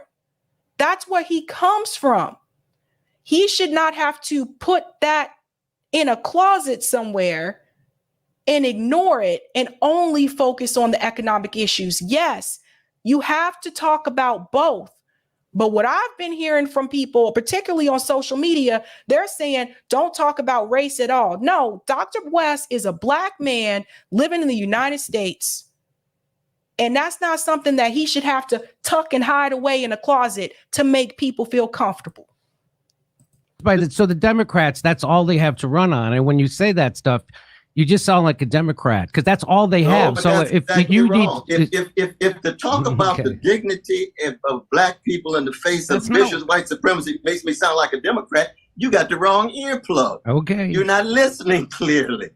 Because if you can't hear the critique of Wall Street, if you can't hear the critique of militarism, if you can't hear the critique of his foreign policy in Ukraine, and all you can hear when they talk about white supremacy is identity politics, then something's wrong with your earplug, though, brother. Something's wrong with you. Okay. We just have deep disagreement with that. But it's disappointing. It is what it is. You are profoundly disappointing in that sense. But I still love you, brother. I still love you too. I still love you too. I know you. I know you. I don't disagree with what you're saying. I'm talking about having a campaign. I'm not. There's a okay. So, but the campaign is not by utilitarian calculation either. I don't look at black people like a utilitarian calculation. I can't say nothing because these people over here somehow are alienated. I'm telling the truth. I'm fighting for justice. And if people feel as if to talk about white supremacy is alienating, then they're going to be alienated. I'm talking about my mama. I'm talking about my daddy. This ain't no abstract dialogue about politics in the Machiavellian sense. And I also want to add here, too, that I think some people are not aware of. Dr. West's campaign is not a traditional campaign. He's explained this very, very clearly when he came on the first time to talk about his campaign. It's more of a movement, so to speak. So I think if Jimmy's probably thinking about traditional, sorry, something happened with the wheel of my chair got stuck. Jimmy's probably thinking about like traditional, the traditional presidential campaigns. Dr. West is trying to create more of a movement, so to speak. So I think it's different from what's expected. Jimmy looks disappointed, I think. I think also Dr. West looked disappointed. Like watching this last night, it just made me feel just disappointed. Like I don't know, man. We're going a little bit more here. Not at all, so my brother. When Bernie caught, we marched together for class politics. We marched together because that's real. But if you think that talking about white supremacy is just identity politics, we got deep disagreement. That's all. So I'm sorry to go on, and you're very kind to let me go. No, on. go right ahead. No, go right ahead. I don't. And honest, everything I'm saying here coming from my heart. I want your campaign to succeed, and I want you to have the strongest campaign possible. But Bernie caught on because he would always, if he was given a cultural question or an identity politics question, he would always bring it back to class and economics. And it doesn't. Well, here I was. Well, Bernie Sanders, not in 2020. When Bernie Sanders ran in 2016, he focused more on the corruption, right? Because he was running against Hillary Clinton. He focused more on the corruption and the billionaires. And you heard him talk about that a lot. When Bernie ran in 2020, a lot of his rhetoric was, we got to win against this racist, sexist Donald Trump. Look it up. How many times did Bernie Sanders say that? And I'll tell you right now, I was at his rally here in Boston, Boston Common, and he led with that throughout the speech. Even Bernie changed that around. So did I get to the part about talking to one of Bernie's campaign managers? And this is what he said. Yes, I personally agree white supremacy is one of the causes. But if I lose two potential allies because they roll their eyes and stop listening before I get to their concerns, I've already lost. The civil rights advancements, women's rights, the environmental movement, they didn't happen because people like my dad voted Democrat because that stuff mattered to them. It happened because Democrats appealed to them on economic issues. And a lot of the Democrats they voted for because of economics also happened to vote for that other stuff. And it doesn't work in the inverse.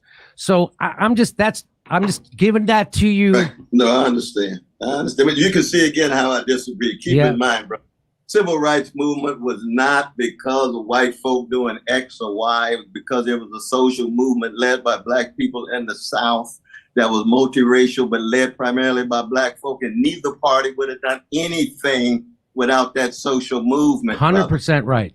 You're 100%. But see, why did Dr. West say that? This is the part I think both Jimmy and Dr. West need to hear. Why did Dr. West say that? Dr. West said that about the movement because Dr. West is running a movement, not just a campaign. We talked about this and he said, yes, I'm running for president, but I'm also running. This is a movement. That's why he brought up the civil rights movement. That's why he said, look at what we did here and there, So it's not a traditional campaign. Let me go back in. Sorry. Did I get to the other part yet? I don't know if I got Obama. He's got a heterogeneous, diverse group. And I can speak my language of truth and justice as it connects to capitalism, imperialism, white supremacy, male supremacy, transphobia, whatever it is. And there's going to be some people who listen, and there's going to be some people who don't. But this is not just a question of political calculation and Machiavellian reflection, brother. This is about the quest for truth and justice. You got to be real. You got to be authentic. I'm not listening to consultants who tell me to use this particular kind of language with this group and this kind of language with that group. That is the essence of managerial bourgeois politics. I reject it. So I heard you say one time that someone asked you that same question. Why don't you call Joe Biden a fascist, but you call Donald Trump a fascist? And one time you said that it was because Donald Trump criminalizes and demonizes his political opponents. And that's what fascists do. Well, of course, now they've been trying to criminalize and put in jail Donald Trump, Joe Biden's #1 political opponent, just like they did in Brazil and Pakistan. And so the global elite is doing this to anybody, and they'll. Let me pause this for a second. I'm going to fast forward. This goes into the Cop City discussion, but Jimmy reads for a long time, so I'm sorry. I'm just trying to get to the question. Okay, here we go. That's exactly what they're doing to Donald Trump. That's exactly what they'll do to you. That's exactly what they'll do to Bernie Sanders. That's exactly what they'll do to me. They'll do to anybody who is a threat to the establishment. And let so, me get a word in. Let me get a word in. So I'm going to let you. So I just want you to. So absolutely. Go ahead. Take it where you will. I'm very glad that you're zeroing in on the struggle to shut down Cop City. I'm in deep solidarity with them. We're working together in the coming weeks, virtually and so forth. But there's a logical fallacy. Let me ask a question here in reference to Cop City. This is a question. I haven't seen this yet, but if they have, let me know. Have Marianne Williamson or RFK Jr. or Joe Biden said anything about Cop City? Do they support Cop City? Are they against Cop City? I'm just curious. Because so far I haven't seen it. See a rational gap in your attempt to compare freedom fighters against a vicious system in the name of everyday folk in ghettos, in hoods, and working class communities against the police versus Trump. Trump, I'm not in solidarity with Trump. I want him to have a fair trial. I'm not in solidarity with Trump simply because they use the same law against courageous, visionary freedom fighters against police brutality and police murder versus the same law against a gangster like Trump doesn't put Trump on a spectrum with freedom fighters, brother, at all. It doesn't put him on a spectrum at all. That's the fundamental difference between you and I in this case. But I'm glad you're talking about shutting down Cop City, because we know it's planned to be in a number of other cities as well. When I'm in Mississippi, it was a goon squad. The goon squad is shot through cities across the country. We saw it in Memphis, it's in Atlanta, it's in Chicago. But the idea of you recognizing that the same weaponization against these courageous freedom fighters is somehow on a spectrum with Trump, I radically reject that. I want a fair trial, but I think he's probably done a number of things that warrants a serious fair trial with him going to jail, but we shall see. So you're for prosecuting the last president after he loses an election. You think that's a good way to run a democracy? Because again, you don't see the connection that this is the donor class criminalizing anybody who they don't like, and they'll do it to you, and they'll do it to Bernie, and they'll do it to anybody else. And so you don't have to like Donald Trump. I don't at all, but I see what the game is being played here, and you don't. I think what Jimmy was trying to do here was compare that RICO case, which we talked about earlier, to how they're using that against Donald Trump, and they're now using that also against the protesters I told you about in reference to trying to stop Cop City. I think the difference is, though, we went over that earlier tonight, and I told you they're trying to get them for things like handing out flyers, like things like that, right? So I get what Jimmy was trying to say, but at the same time, I think I would have phrased it differently. See that game being played? You don't see this game, really? I see the game, the same law against the Proud Boys. I wanted a fair trial. I wanted to make sure they're treated, but at the same time, they're doing the fact to the that they are being weaponized. But I think your support of Trump is deeper than you acknowledge. You keep saying, I don't like Trump. I don't like Trump. How can you compare Trump with freedom fighters against the police? I'm not man? comparing. There's I'm not no way. comparing that. I'm saying Yes, that you are. You I'm saying saying because no. I'm it's not the same saying. I'm thing. not. It Of is. course, they're going to use it against It anybody is the. who It's the government. Okay. That's amazing that you don't see this. It is unbelievable that you don't see this. This is such a loser for we you. had this opportunity to show the deep differences, very deep differences, though. But you do what you got to do, and I'm doing what I got to do, and I learn from you, and I hope you can learn a little bit from me. But we shall see. The biggest story of my lifetime, if it wasn't Russiagate, which led directly to the Ukraine war. And I said it was going to in 2017 when they did this. And I told everybody at the Young Turks, they're going to use this to start a war. They're going to use this. And they did. And so here we are. And so what I want to the second biggest story is probably. I just don't know if I would have even mentioned the Cop City part. I think because there was a lot of time spent on reading what happened with RICO and Cop City. And I don't know if I would have even said all that because that did take up a lot of time. But also Cornel West supports Stop Cop City. He's against Cop City. So I didn't understand. That really threw me a little bit. I'm gonna have to fast forward this a little bit because this is the part about, oh, I can't play that part. Fuck. Anyway, that's the part about the pandemic. And I can talk about, actually I can play this part about the committee. Variety of different voices that are clashing and the tensions are very real. I think there's no doubt that the pharmaceutical company has played a disproportionate role in shaping public policy. I think the kind of concerns that you and RFK Jr. and others have certainly are well grounded in that sense. On the other hand, we know there's been a whole host of vaccines in regard to other kinds of illnesses that are much more effective. The question becomes making sure, and one of the things I want to do, I want to have a truth commission that find out exactly what was the level of corruption that took place during these years, be able to see not just the text, we know the books are out there, but they have a truth commission so that we can see what voices were marginalized, what voices were pushed aside, and make sure it never happens again. I resonate with the spirit of what my Green Black brothers and sisters are saying, but the Green Party itself does allow this kind of disagreement and so on. But I'll say. So that part right there where he said, they were talking about the pandemic, he said he would like to have like a truth committee or whatever. You guys heard what he said there. It's funny because people actually were on Twitter earlier today saying that was never said.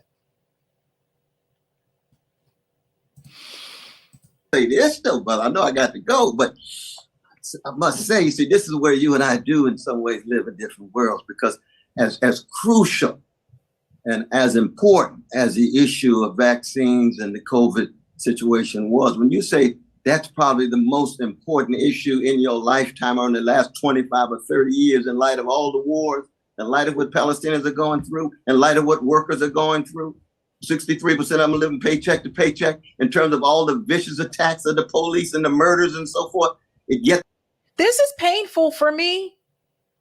This is painful because I feel like, again, I told you guys from the very beginning of the interview, I felt like the energy was just off. And I don't know. I know some of you said you were sad and your feelings were hurt and stuff like that, but I just feel like it feels so tense to me. Between like this conversation between the two of them, it feels really tense. This vaccine issue is the most important thing. I say, okay, that's my dear brother Jimmy. He's got a right to raise his voice. I'm not going to in any way push it away, but I just live in a different world. As important as vaccines have been, if I had another chance, I'd be leaning much more with the Black caucus. But when I think of the weightiest issues, vaccines does not come immediately to mind. It just doesn't. That's the kind of world we live in, brother. Okay. So this goes back to the single issue voter thing, right? Like everybody has their one, or not everybody, but some people have like a one issue that is really important to them. So Jimmy has an issue that's important to him. Cornel West has issues that's important to him. And I think that I have to play the whole thing, but basically what Jimmy ends up bringing up was how the Black businesses were affected because of the pandemic and stuff like that, how Black businesses suffered the most and stuff like that. Now, I will say this. I don't agree with the title. I don't agree with Cornel West does 45-minute commercial for Joe Biden. I thought that was a bit extreme. But I will also say, I want to show you something, because I think this needs to be shown to people, especially if you haven't seen this on this channel before. When I tell you that some of the laws and policies that have been implemented in this country towards Black people ended up affecting poor white people too, this is why I cannot sit up here and say you can only talk about class, you can only talk about race. Race is class and class is race. And everybody needs to see this example in reference to healthcare, because I want to show you why we don't have universal healthcare in this country. Tom Hartman actually called this out long ago. Listen to this. White people, watch this video and I'll be right back. He published a book called Race, Tendencies, and Traits of the American Negro, in which he lays out all the numbers, and then he concludes that if we simply avoided allowing Black people to have any access to health care, that within 2 or 3 generations, the whole race would die out, and that would solve the race problem in America. When Teddy Roosevelt, 1912, proposed a national health care system, people said no because Black people will get it. When Franklin Roosevelt proposed a national health care system, it was the same thing. We don't want Black people to get it. When Truman tried it in 1947, same thing. Don't want Black people to get it. We have to figure out a way to keep Black people from using Medicare. And the way that they came up with was to have a 20% hole, a gap in Medicare, so that you had to pay 20% of your doctor's bill and your hospital bill, and that would discourage poor Black people from showing up at the hospitals. Nearly 100% of the reason why the United States is the only country in the world that doesn't define healthcare as a right is because of racism. But see, this is the part that people need to really hear. Don't allow yourself to be so caught up with the personalities and the drama that you miss the message. So here is universal health care not implemented in this country, mainly because they didn't want Black people to have health care, guys. But by implementing that decision, that actually hurt poor white people and poor working class people, poor white people and working class white people too. Let me continue. Just a book called Race, Tendencies, and Traits of the American Negro. How many times do I have to say this? Racism is a detriment to you white folks, poor white folks especially. Because of racism, you poor white folks can't even get good health care.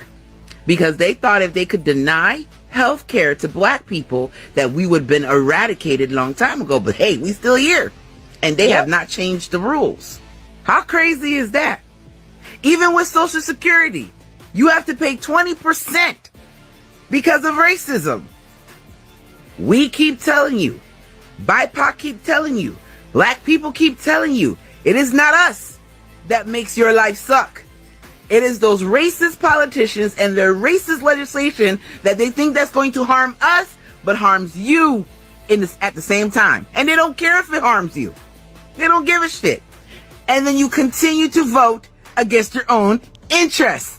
All because a bunch of rich white people told y'all to hate Black people because Black people are doing stuff to you as a whole. And we're not, because we don't control shit.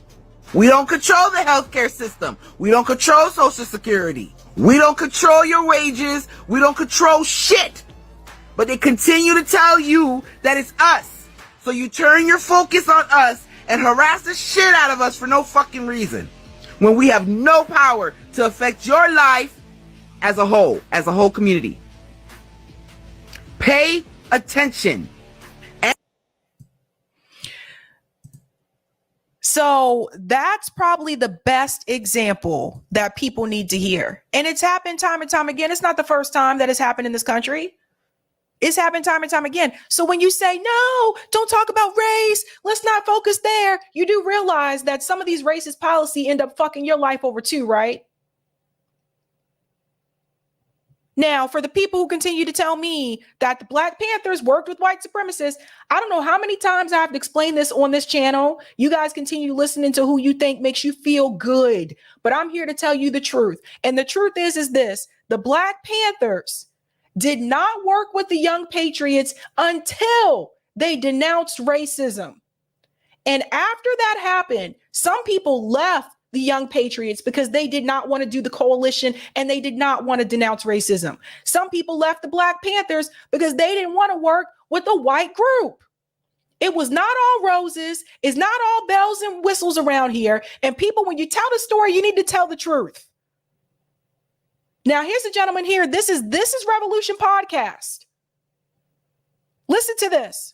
Fred nevertheless worked with them, organized with them, but not around accepting white nationalism.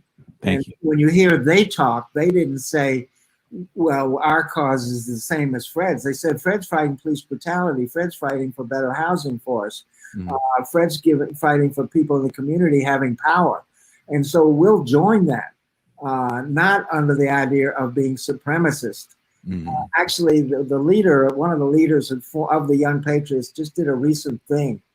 And he said on this podcast, he said, when Fred Hampton came to the Young Patriots, we said to him, what do you need from us, a white group that's powerless? Not like, and so, so I think they understood that they supported Black liberation. They supported a egalitarian society and the opposite of a white supremacist. And that's the part that people need to hear. That's the part that's also often left out. When they had that coalition with the Young Patriots in turn supported Black liberation. So everybody want to use this example of the Black Panthers and talk about the Rainbow Coalition, but they always leave that part out.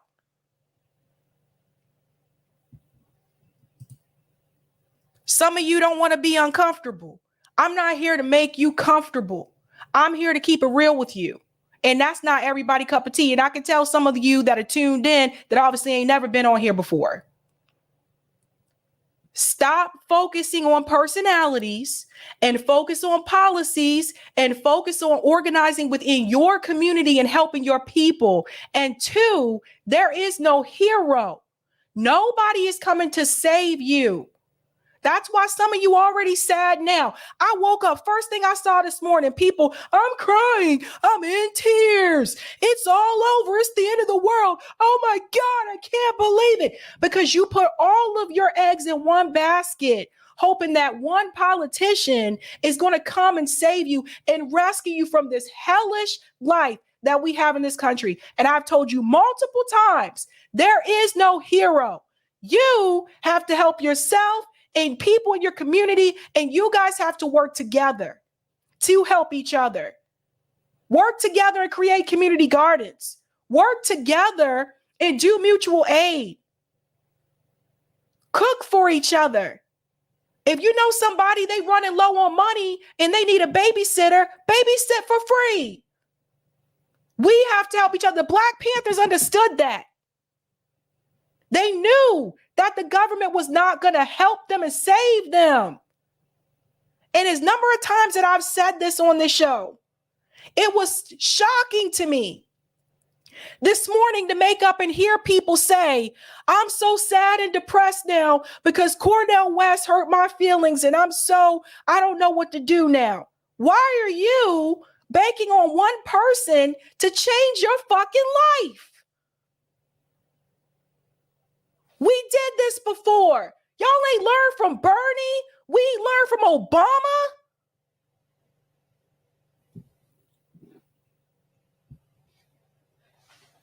All right, Eric, we're going to do call in tonight because we need to have this discussion because it's very clear to me that there still seems to be some confusion. All right, Eric, I'm going to take a quick break and we'll do call in. All right, we're going to do call in tonight. So this is the part of the show where we give Sabrina a little break before we transition into call in. And yes, the call in website and app is still around as far as we know. Let's see if I can bring it up. All right, there it is. Call in lives. Call in lives. It's for now.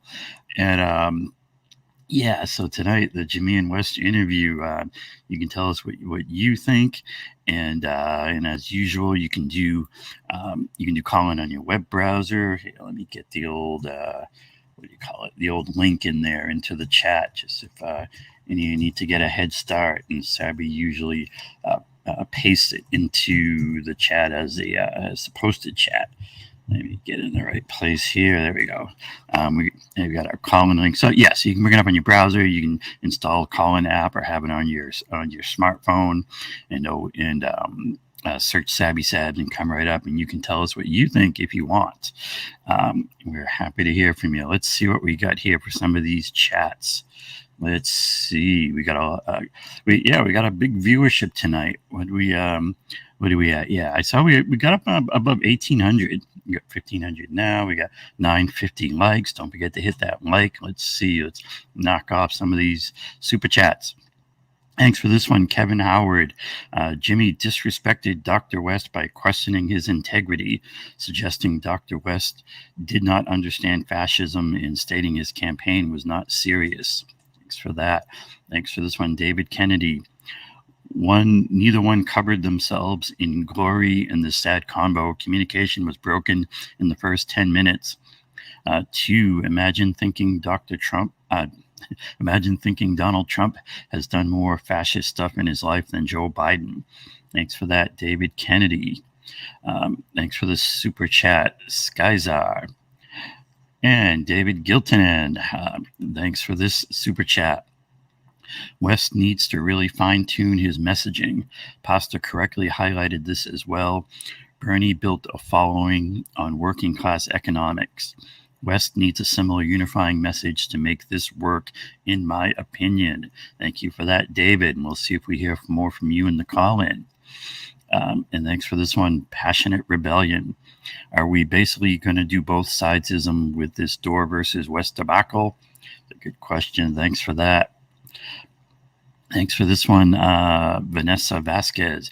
Greetings from Lowell, Mass. Love your channel and all you do. Yeah, well, if you're in Lowell, maybe we'll get some on-the-ground stuff going and I'll meet up. We'll see. Thanks for this one, Matt Miller.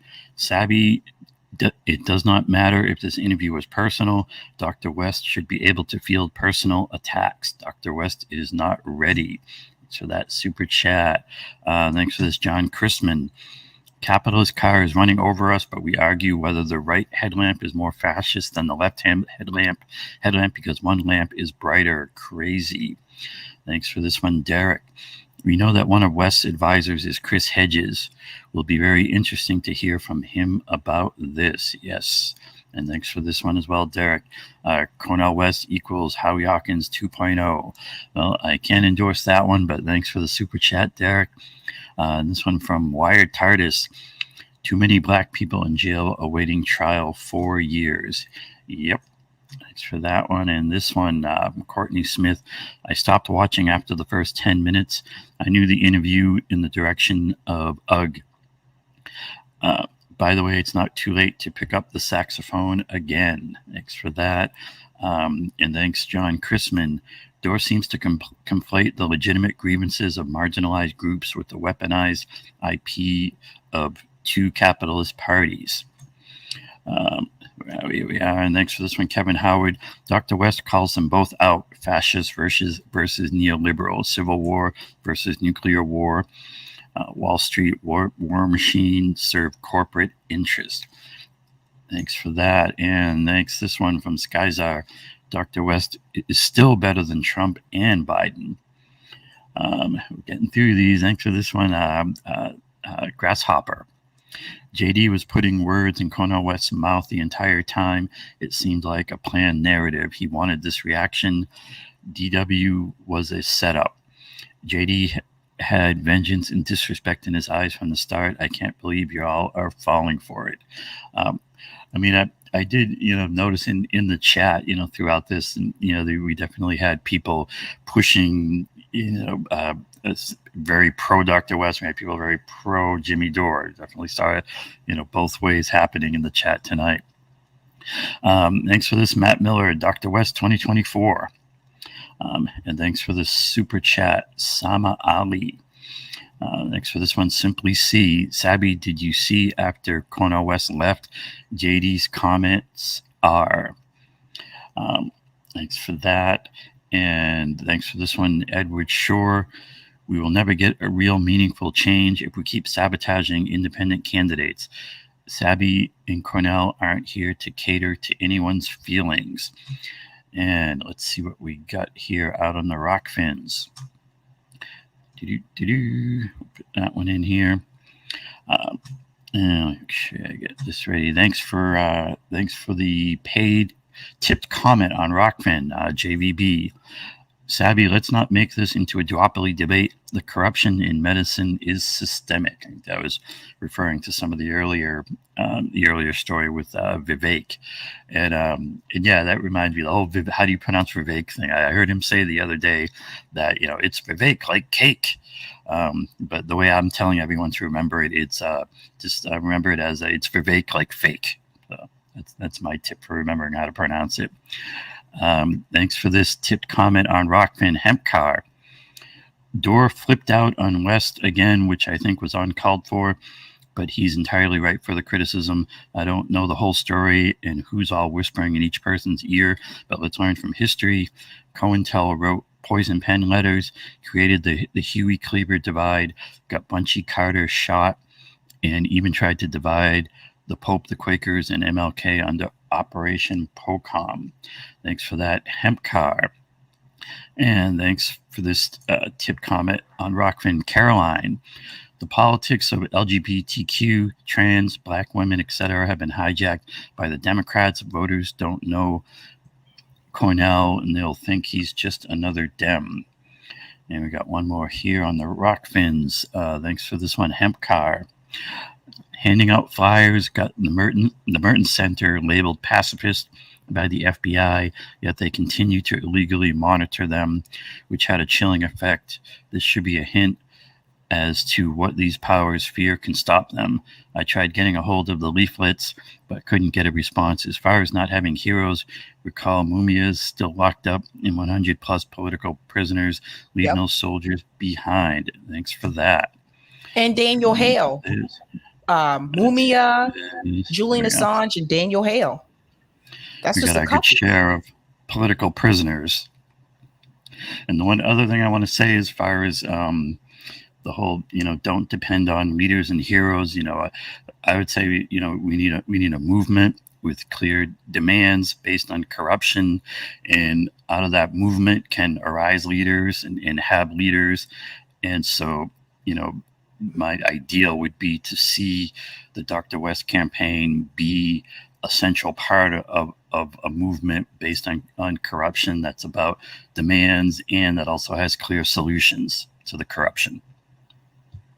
Well said. Well, a lot of people are heated about this interview. Lots of people. So let's talk about it on Call In, guys. I think it'll be a pretty interesting discussion. Episode 124, Jimmy and Wes interview. Let's talk about it. I didn't go into too much in the description there. But let's do that, guys. Let's head on over to Call In. That link is pinned to the top of the chat. Yeah.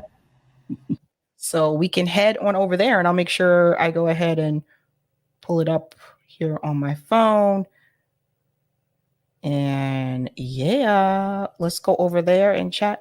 And this is the thing, guys. It's like, we're gonna have disagreements. We're gonna have disagreements. Everybody is not going to where he said Sabby is single-handedly keeping Colin alive. Until I figure out what other thing I'm gonna use.